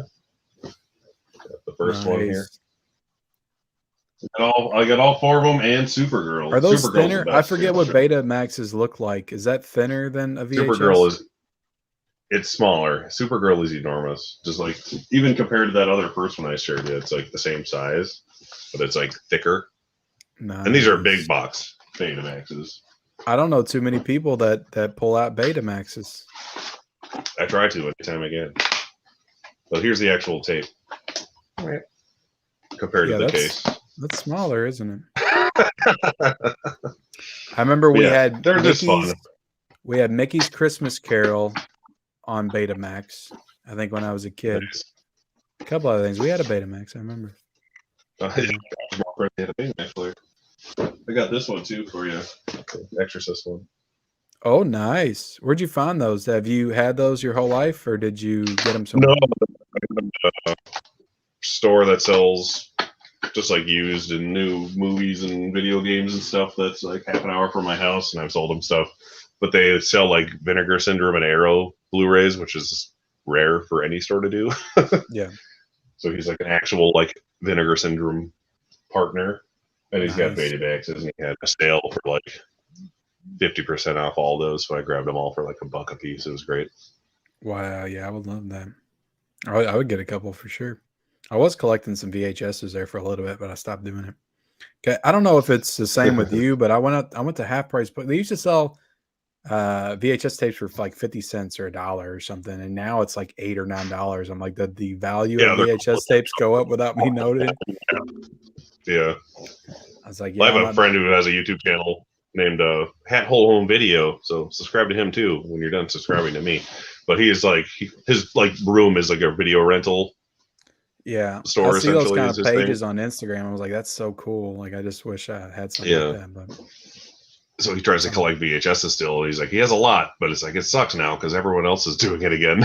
So now it's expensive. Yeah, they were. I'm not going to collect it for $8 for sure. Because again, I'm never going to. It's fun to have one or two of them.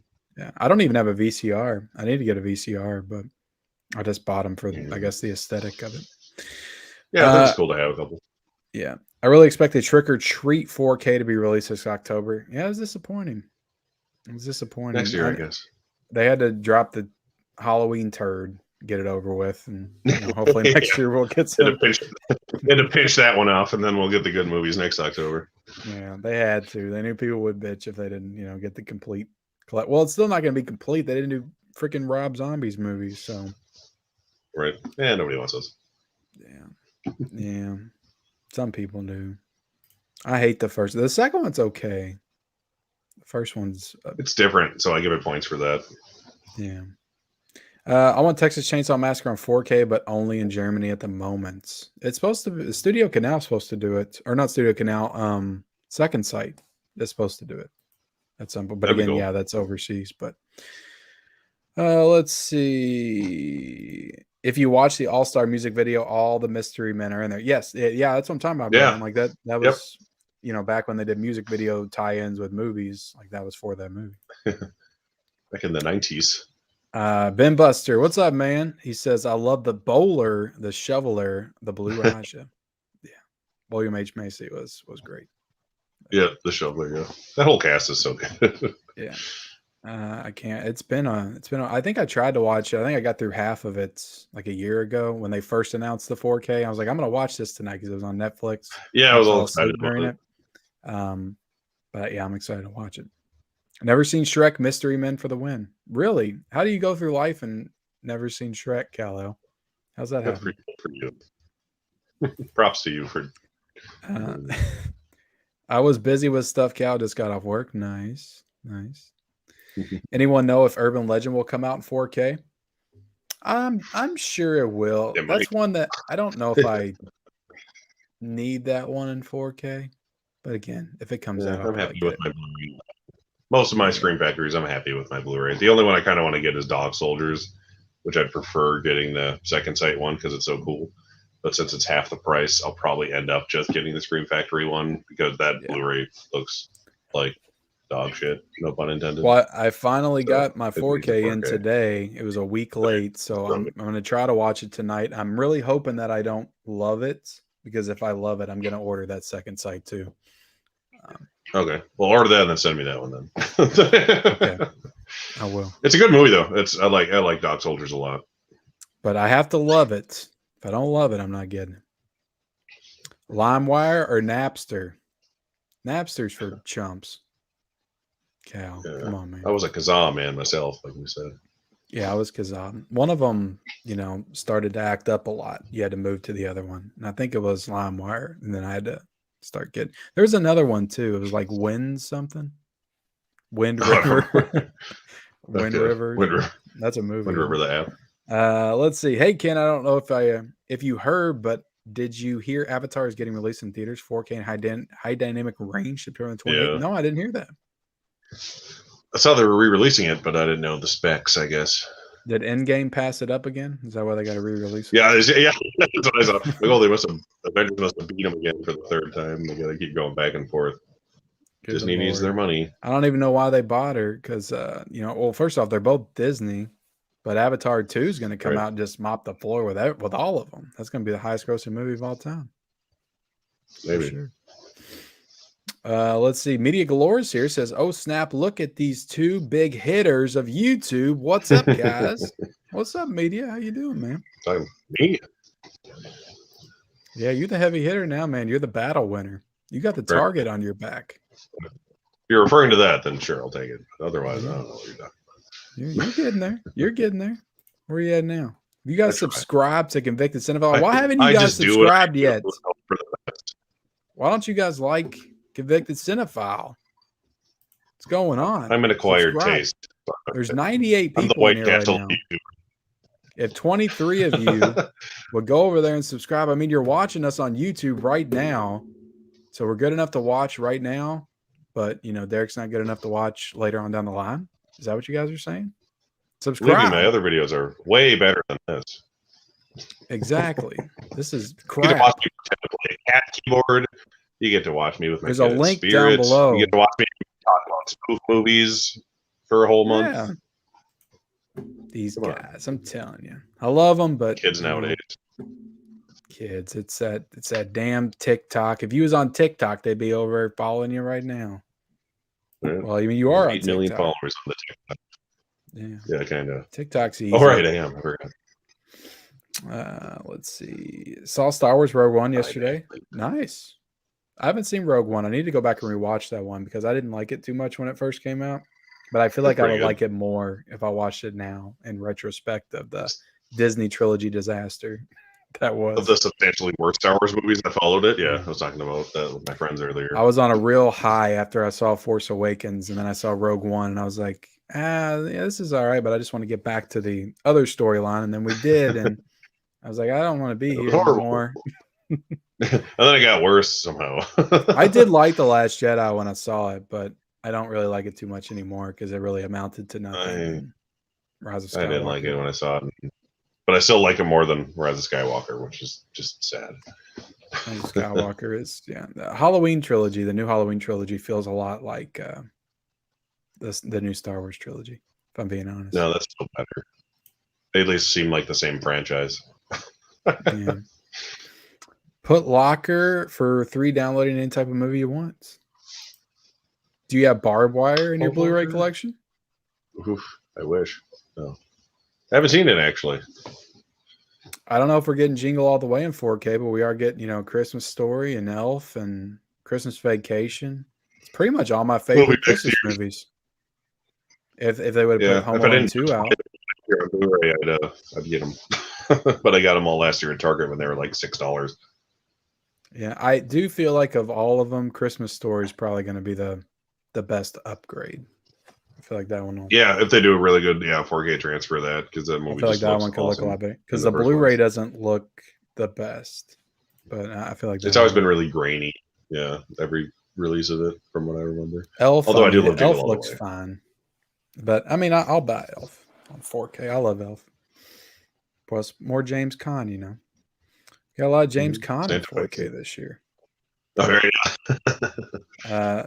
The Santa fight scene in Jingle All the Way is my favorites. My favorite year for the Oscars was 2003 because Lord of the Rings: Return of the King won all 11 Oscars, including Best Picture. That is a fact. It did. It did. It's the only movie to sweep over 10 Oscars, or 10 or more Oscars. It's not that I didn't like that movie when I first saw it, but I remember being underwhelmed by the movie. I love the Two Towers. And when I watched Return of the King, I was just like, this is kind of boring and not as good as Two Towers. And the ghost stuff didn't make a lot of sense to me. And then it had like 15 endings. And I wasn't as high on it. It took me until last year to rewatch it. And I rewatched it last year. Now it's my favorite of the trilogy. And now it's probably one of my favorite movies of all time. It's a great movie. Oh, I've always loved it. Yeah, I remember I watched the first one once in theaters, the second one twice, and the third one 3 times because I just kept liking them more and more because I watched them on DVD in between and just fell in love with them as I went every year. Yeah, I saw Two Towers. Something about the year 2002. I think it's because it's when I got my license and I started driving and I could go to theaters more. Too, I saw a lot of movies that came out in 2002, like 2 or 3 times in theaters, but I saw Two Towers, I think 4 times. In the theaters. Nice. I saw Signs in the theaters twice in one day. My favorites. I don't get it. So Cat People 4K does have reversible artwork, but had a Blu-ray release with Scream Factory. Does it? Does it? That's weird. Who said that? Child's Play 1 does, which kind of makes sense because then it matches the other slipcovers. I got Cat People right here. I'll check it right now to confirm that. Cat People is pretty good though. Somebody said it was the David Bowie song in it is. Is it a softcore porn? Because I already watched The Sorceress a couple weeks ago, and I was like, "Why did I get this?" I don't need that in my house because my wife would be like, "What the?" Yeah, like the theme song from Cat People is the song. What's it called? Inglorious Bastards, where they're burning down the movie theater and she's putting on her war paint. Like that's the really? theme song from Cat People. Yeah. Nice. I was like, it's that song. Sweet. All right, let's see. Let's investigate this. Cat People. Well, that discard on Cat People is nice. Purple and red. You get 2 colors. What is this? See, Screen Factory wonders why people hates them. How are they going to do reversible cover art on this and not all of their 4Ks? What artwork is this? Is this the original? That's just the poster. What's the other artwork? It's just like that, but red, right? Is that what it was? Yeah, it's this. Pretty much. Is this the original Scream Factory poster? No. That's different. Is that new artwork?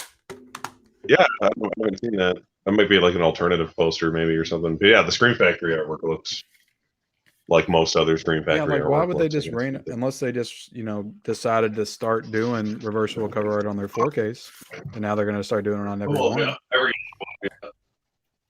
There you go, people. There you are. So I got it right here. The disc looks like that. So there's that, I guess. All right. Then well, what's the original poster? That's the Scream Factory art right there. Okay, so we got 3 different cover art. Yeah. And then the posters though. Alternative art, yeah. It's a pretty decent movie though. I need to watch it again. Good watch. All right, so the original poster is It's this just like the one. flush, the regular one. Yeah, this Yeah, one. it's the one No, on this the one. 4K. I So got they this are one. okay. So what's that? That's What's the one I that have. poster Yeah. from? I That's assume the this was actual. an original poster. Oh, maybe they both were. I guess maybe one was the teaser poster and one was the theatrical poster or something like that. Maybe because the okay, so yeah, I'm seeing another poster on here. So maybe that was just two posters. But I'm guessing that because their theme right now is that the covers on all of them are the original posters. Yeah. Except for Child's Play. They didn't do it for that. So I don't know. Yeah, Scream Fact, I don't know what to say about you guys. I can't defend you anymore. I did the other day. I tried. But that cat people thing was just, they went too far. That was my Grease and the Chucky 4Ks. The fact that they just started doing reversible cover art. And they could have been doing it the entire time. Damn it. Damn it. Yeah. I want That's one of the reasons I Flashdance haven't on got the 4K. 4Ks. I want Flashdance on 4K. Flashdance is awesome. Awesome. It's got two of the greatest songs of all time from the 80s on the soundtrack. Kenny Loggins for the win. Kenny Loggins. Love him. When organizing Eve's Horror Show, welcome Eve. When organizing your collection, do you just alphabetize your films or separate them by labels? Both. Yeah, both. Yes. Yeah. This one's all labels here. This is my boutique label shelf. That's I call it my prestige shelf, where it's my AFI top 100 American films of all time on the top couple rows. Oh, nice. So you have that. You have a section of that all by itself. Yep, that's like the first thing I ever collected, like intentionally on DVD, and I've been upgrading it as I go. And everything over there is just kind of everything else by genre and alphabetized. Now let me ask you: do you alphabetize within the boutique labels? Yes, unless they're numbered. Okay. Okay. Yeah, that's what I was getting at. If they're numbered, you put them in the numbered order. What about Criterion? Do you do numbered order for Criterion? I do number, yeah. Even though you know several for a fact thousand you're not more going to than collect I all own. of them. Yeah, I just like to because it's interesting to see the old ones because I have a lot of really old of the DVDs. Yeah. Towards the beginning. Dennis asked, "What's your favorite movie monster, not including Ratman?" Oh, not including Ratman. I mean, I know where. There it is. I know everyone always says it, but I mean, I love The Thing. I can't not say The Thing. It's the person that popped in my head, so that must be the right answer. Yeah, that's it's a fantastic movie monster. That movie's so good. So good. Yeah, Donnie Darko, I saw that before I ever saw the movie. So. Before you ever saw the Donnie Darko was good. I saw The Thing before I ever saw the first Halloween, even. Yeah, I'll say right now that's John Carpenter's best movie. For sure. You guys haven't seen Roadhouse? Go watch it. It's way tight. Also, Point Break is rad. Point Break is cool. I remember my dad always watching it on TV when it was on. Yeah. One of those movies. That steel is so badass. On my second watch, I noticed Danielle Harris had a cameo in Once Upon a Time in Hollywood. Oh, really? Is she in it? I didn't remember her being in it. That's funny. I need to watch it again. That's cool. All right, so I'm gonna try to get through the last of this chat because we are approaching 2 hours. I don't want to keep Convicted Cinephile here all night. Although he did say he's off work tomorrow, so I got nothing better to do. We could be like, Brian Goes Blue and Pops and all them and stream for 8 hours. Talk for 5.5 hours. See how long we can maintain the chat. There'd be new people that'll pop in and out. I discovered the other night when I went live at like midnight that it was a good time for everybody in Finland and I forget it, Norway, West Coast and Norway. All them. It's a good time. Yeah, got a lot of subscribers in Norway. If Looks Could Kill, I haven't seen If Looks Could Kill. I've not seen that. A Walk to Remember. That was a sad Nicholas Sparks movie. It's a good one. Walk to Remember. Does that even have a bullet? Beats me. I ordered the Scream Dog Soldiers because it was a blind buy and I didn't want to spend the extra. Watched it and loved it. Now I'm mad and I didn't get the second thing. I'm the same way, Mel. That's why I got the Scream Factor because I hadn't seen it and I'm not going to pay $60 for something I haven't seen. Yeah, it's like it's just hard to justify buying a movie for $60 when you know you can get essentially the same disc for half the price. Yeah. I didn't mind getting Drive. I didn't mind getting The Witch. I didn't mind getting The Guest because I knew I loved all those movies. But yeah, hit that like button, guys. Oh, we got 92. Yeah, let's see if we can get to. It's a pretty good ratio. 100. Yeah, that is a good ratio, actually. But I mean, this was like 15 minutes ago, so we got to be at 100 by now. 96. Hit the like button, guys. Get us to 100 likes. And Derek will give away something, probably. I'll give you a digital copy of something I bought today if it comes. Give him a digital copy of Morbius. Do you have Morbius in the collection? Oh, I didn't buy it. No. You didn't buy Morbius? Are you kidding? Where my wife was today, she's at her friend's house who's obsessed with Morbius. She built a theater in her house so she could watch Morbius at home in 4K, a projection theater. Are you kidding? Because seeing it 25 times in theaters wasn't enough. So wait a second. She loves Jared Leto. Who is this? My wife's friend. She literally saw it 25 times in theaters. Morbius? She saw it 20. She's obsessed with Jared Leto. She loves 30 Seconds to Mars. She saw them 83 times in concert worldwide, like a few years ago. She's Batman. She's got the green. Let's just say that. But she's obsessed with Jared Leto. I liked one of 30 Seconds to Mars albums. I forget which one. Yeah, they got some good songs. But y'all remember the big picture of Jared Leto as Joker as like Jesus being crucified, that like promo image. Yeah, for the Zack Snyder Justice League. Yep, there's two really big like canvas paintings of that are like 5 by 7 feet. There's 2 of them in the world. Zack Snyder has one, and she has the other one because she bought it from Jared Leto. Oh my god! How much did she spend? Yeah. It was like an auction for like or something like that, so I'm not sure, but oh my god, a lot. Changing my mind. Fat Man is the greatest Christmas movie. I haven't seen Fat Man, so I can't really comment. Maybe it is the best Christmas movie. I don't know. 70s Black Christmas, best Christmas horror. Probably. I'd say. I can say that without seeing though. Are you a big fan of Christmas horror movies?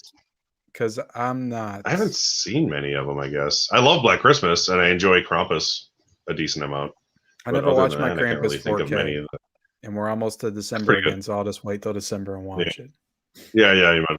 That's why I was going to watch my Silent Night Deadly Nights last year, and I never did, but at least I watched Krampus. I remember watching, Krampus when it came out back in 2015, and I just thought it was goofy as hell. I just wasn't a big fan of it. So I'm interested to see how I might think of it this time. I didn't like it that much the first time I saw it either. And watching the 4K, it's got Adam Scott in it, right? I like Adam Scott. Yes. Then that Tony Collette too. Tony Collette and nice. The other, I can't think of her name, but she's the Fargo show. Yeah, everyone in it is really good. It's just like kind of wish same it was director as Trick or Treat. Yeah. If only it was an anthology like Trick or Treat, it would have been perfect. Dennis 4K says he subscribed to Convicted. Nice. We got Dell on movies here. What's up, Dell? Hey.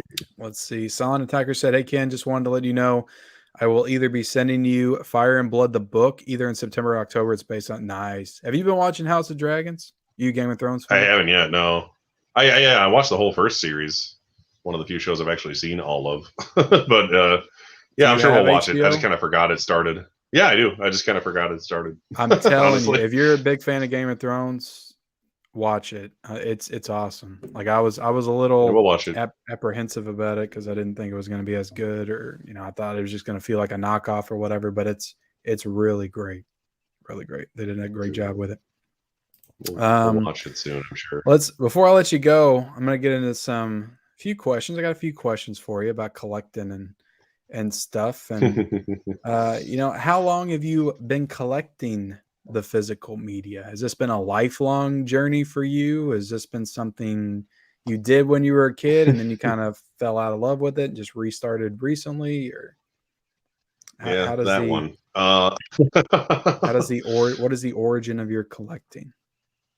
I mean, I had a handful of VHS tapes when I was a kid, I'm kind of like you. I had my horror movies and my comedies from the 90s and the 70s and such. I had all those. I started collecting DVDs in 2000 when I first started working at the movie theater. So I've been technically collecting movies for 22 years or whatever. And then I had a whole bunch of DVDs, and then I sold a lot of them for various reasons, and then upgraded a whole bunch of stuff to Blu-ray. Yeah, and then the exact same thing. And I just kind of had like a weird funk for like 4 years where I just didn't buy any movies. And then the last couple of years I started buying movies again. So yeah, it's been getting, when the boutique label craze, I guess, went full surge. That's when I started getting into it again. Did you get into it because of social media, or did something else influence you? Like, how did that? How did you get the bug again? Because I know a lot of people, they get back into it because they get on here and they start following all our accounts and stuff, and they're like, I want to collect that and that. Yeah, that's how it happened for me. But yeah, I got like, I started collecting like Scream Factory movies because I just like found a few I really liked, and then like a few more I really liked, and a few more I really liked, because it's like, oh, these are all the movies I liked as a kid on these really cool Blu-rays.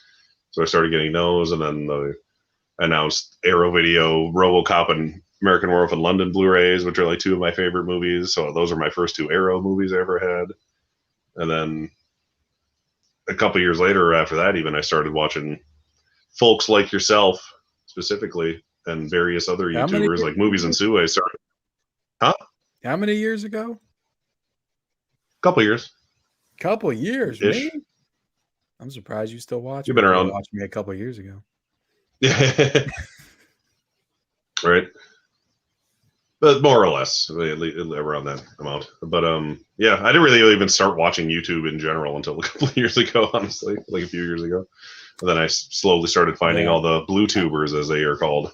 I had no idea people were on the YouTube talking about movies and stuff, I think, until 2016. That's when I discovered, like, Screen Junkies and like the Flick Pick and Chris Stuckman and all the people that were like reviewing movies. I was like, oh, this is really cool. And this kind of brought me back into, I've always loved movies, but I was huge into video games for a long time. I didn't care too much about movies and stuff. So I kind of got brought back in 2015. And then when you have kids, you find yourself with a lot less time. And I just didn't have time to play games anymore. So it's easier to pop in an hour-and-a-half movie to watch, for sure. Yeah. You'd hope so. That's one good thing about having, like, when they're a baby, you can watch whatever the heck you want, and they just sleep through it. Oh, yeah. I remember I was big into Modern Warfare 2 when it came out, and that was right before my son was born. So I remember very vividly him being like 2 weeks old, like on my chest as I got a controller in my hand, and I'm playing online with my buddies. And I had the same. I had with the World War II one or whatever that came out like 5 years ago or 4 years ago when I had my kid. I had him like up on my shoulder, standing up. Yeah, good times. I miss those days. Okay, so you've been pretty much collecting your whole life. Do you have that like collector's mindset? Do you have like the OCD? Like if you start collecting for a specific label, you have to collect everything, or you just feel like you need to collect all the ones you need? Yeah, I mean, I've like I said earlier, I was trying to get all the collector's edition Scream Factories, and then that was before I discovered more and better prestige labels that exist that may also be releasing these same movies in slightly better versions. So that's when I started getting a little more lax on it. So I haven't really bought many Scream Factory movies lately for that reason, on top of the 4K re-releases. What was your first Scream Factory, or not Scream Factory, but Criterion?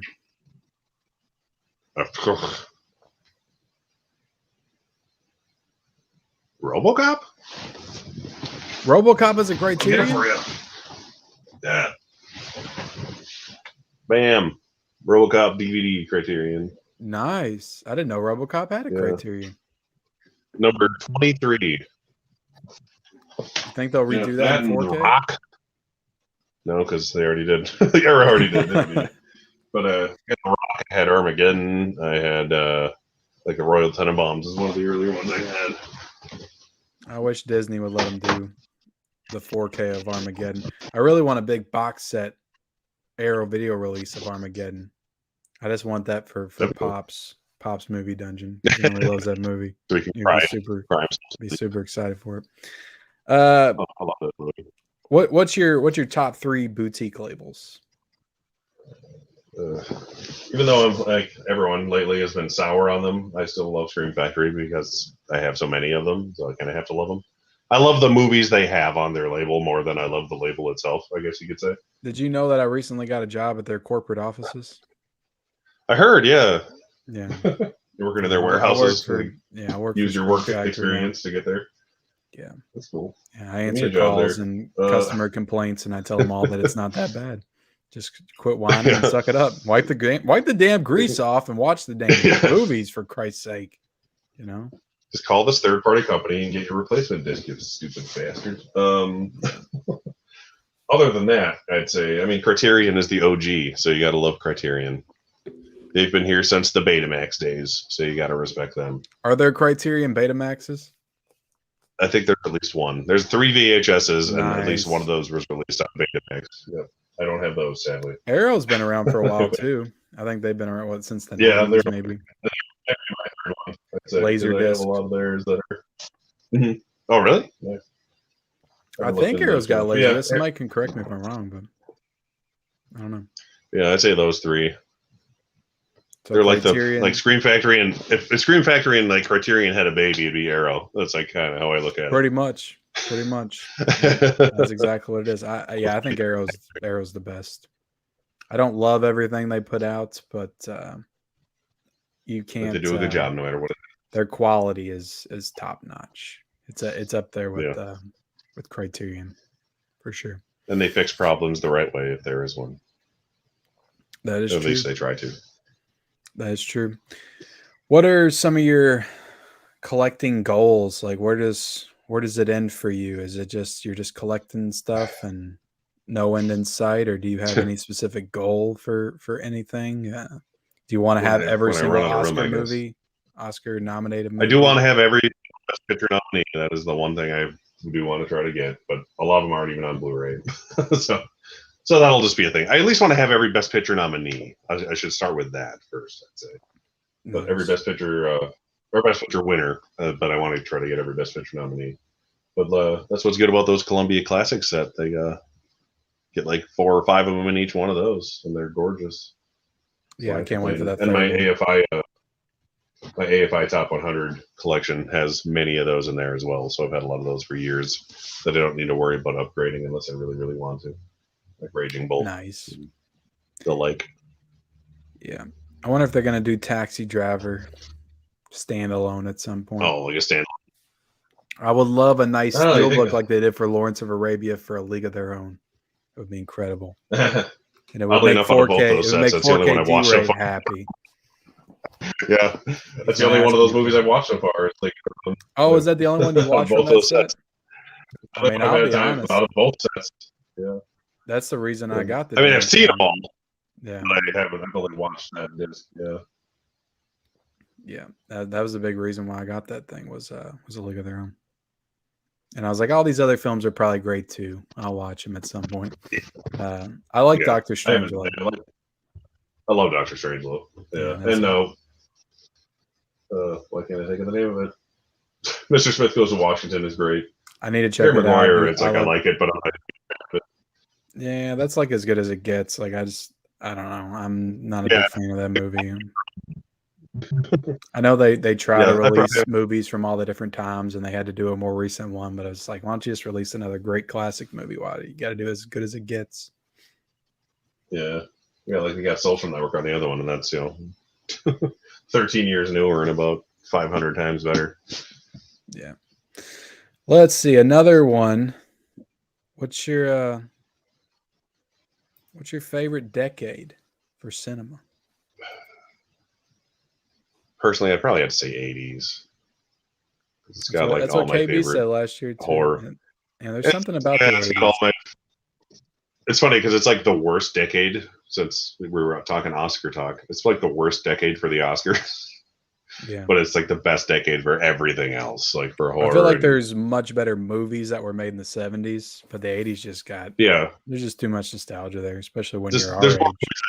That grew up on like from the 80s, I guess. But then like the 90s is the same way. I don't know, it's hard to gauge.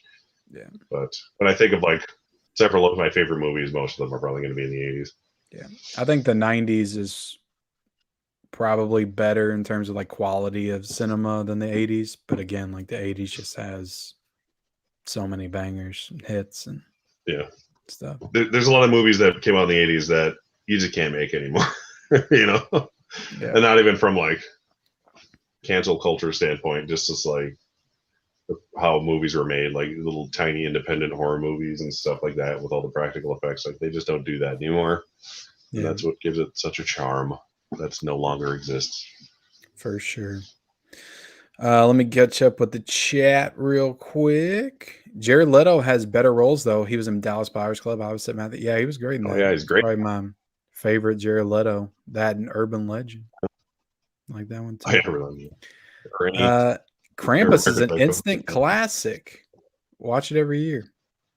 Do you like Blade Runner 2049? I thought Jared Leto was ridiculous in that movie. Yeah. I love the movie. I mean, I could care less about him in that. He was fine, but I like it. I need to watch it again. I haven't seen it since the theater, actually. I remember it being way longer than it needed to be, but it's gorgeous.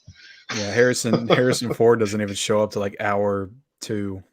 It's like the 2 hour mark, and he comes in. Yeah, spoiler length alert of the first Blade Runner. Worked at Target in the mid '90s. Yet so cool DVDs around that time and VHS before I went to high school. Nice. Cinephile. I met both John Landis and Rick Baker since you love American Werewolf. Lucky.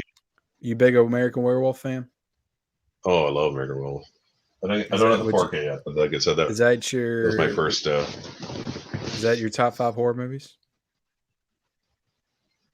It's definitely my favorite werewolf movie. It might be. It's up there at least for my top horror movies. Yeah, probably my favorite horror comedy. I'll say that.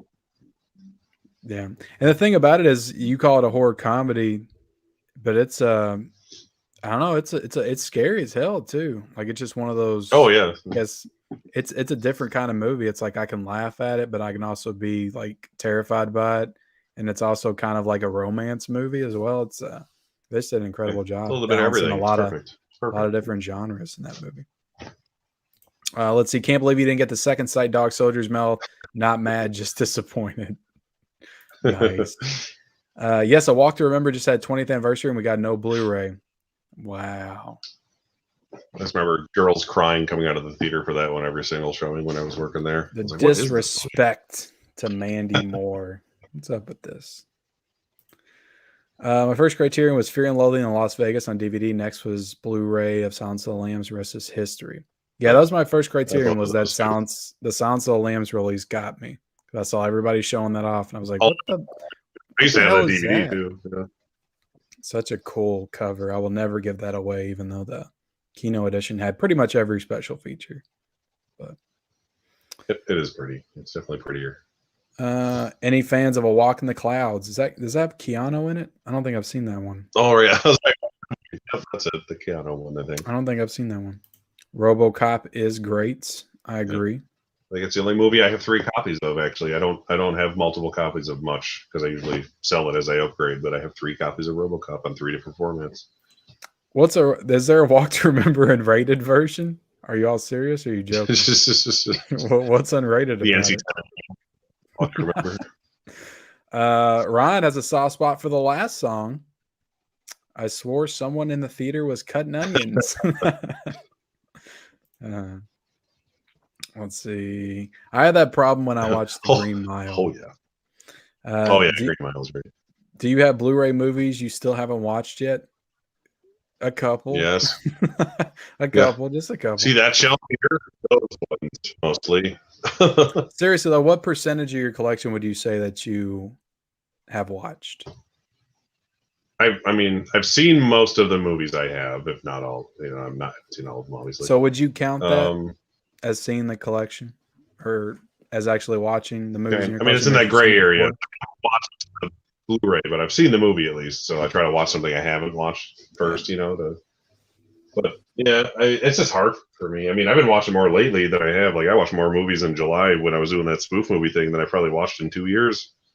Yeah, just because I was fun movies to watch. Today, I think I watched all 3 Naked Gun movies back to back with my kid, and nobody cares. Those movies are so good. But trying to watch Wild Things when my kid's in the room. You know what I mean? Which I've been watching. It was great. Yeah, it was great. But yeah, it's a never-ending battle watching the movies. Yeah, that's what we do when we have a kid-free night. It's like, hey, you want to go do something? Yeah, let's sit at home and watch 3 of the Blu-rays I've paid for already and we haven't seen yet, like True Romance or something. Hell yeah, man. So. Sounds like a great night. Krampus is so underrated. Had a fantastic cast, amazing cinematography, great practical effects, and original story. One of the greatest comedy horrors next to Evil Dead 2 and Shaun of the Dead. Somebody likes Krampus. Somebody likes Krampus. I like Krampus too, but can't hold a candle to those 2 movies, in my opinion. Hardcore Media is here. Better late than never. When movies get new releases, are you grabbing the steal or the slip? I'm a slip guy myself, but I do like a good steal if it's a Lionsgate release. It's kind of hard to gauge because I bought 3 steelbooks today, and but 2 of them are those Lionsgate ones, so they don't really count. Yeah, they also have get slips. those anyway. Yeah. Usually I'll just slips next year. I just get studio releases, whatever. Like if it's not like limited in any way, shape, or form, I just usually wait till they're on sale and get whatever cheaper version there is. For sure. But look, man, we're 2 hours, 14 minutes in. We had a hell of a show tonight. Talked about a lot of cool stuff. Do you have anything on your mind you want to get out there? Anything? Not really. Just thanks for doing this with me.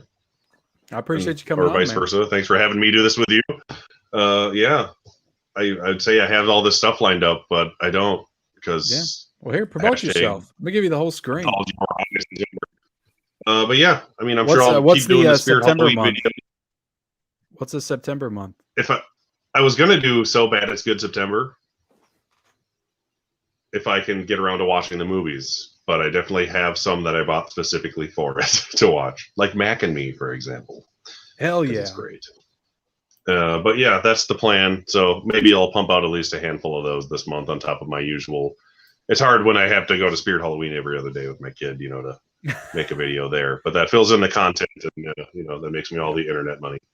I cannot wait to go to my Spirit Halloween. Hopefully it's open tomorrow. Pretty sure it is. Hopefully they have something. Hopefully. I want that Killer Clowns mug you were showing off. That was cool as hell. That was cool. That was the first time I saw that one, yeah.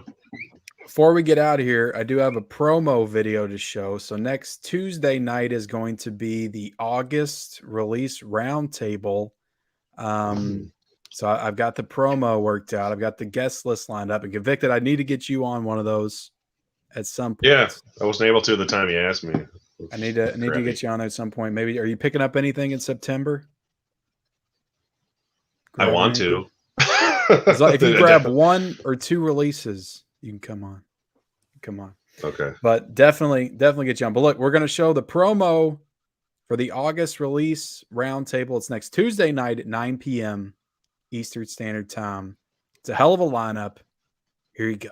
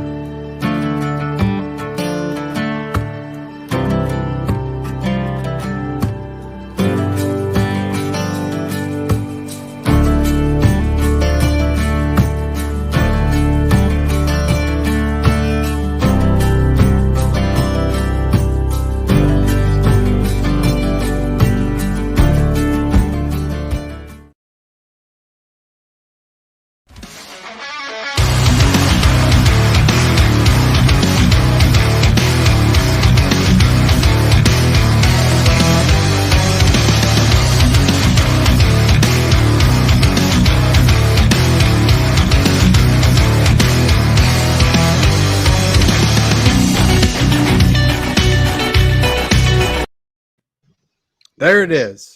Next Tuesday night, 9 p.m. Eastern Standard Time. Stacked panel talking about the August releases, and surely, we're going to get into that Child's Play Grease situation for sure. It's going to be a greasy time. Me on there talking about it's going to be a greasy time. A lot of arguments about Grease. I'm sure is going to take place, but definitely be there next Tuesday, 9 p.m. But yes, Convicted Cinephile. What are you up to now? Did you guys ever go over and subscribe? Subscribe, damn it. I'm hired link down below. Where you at?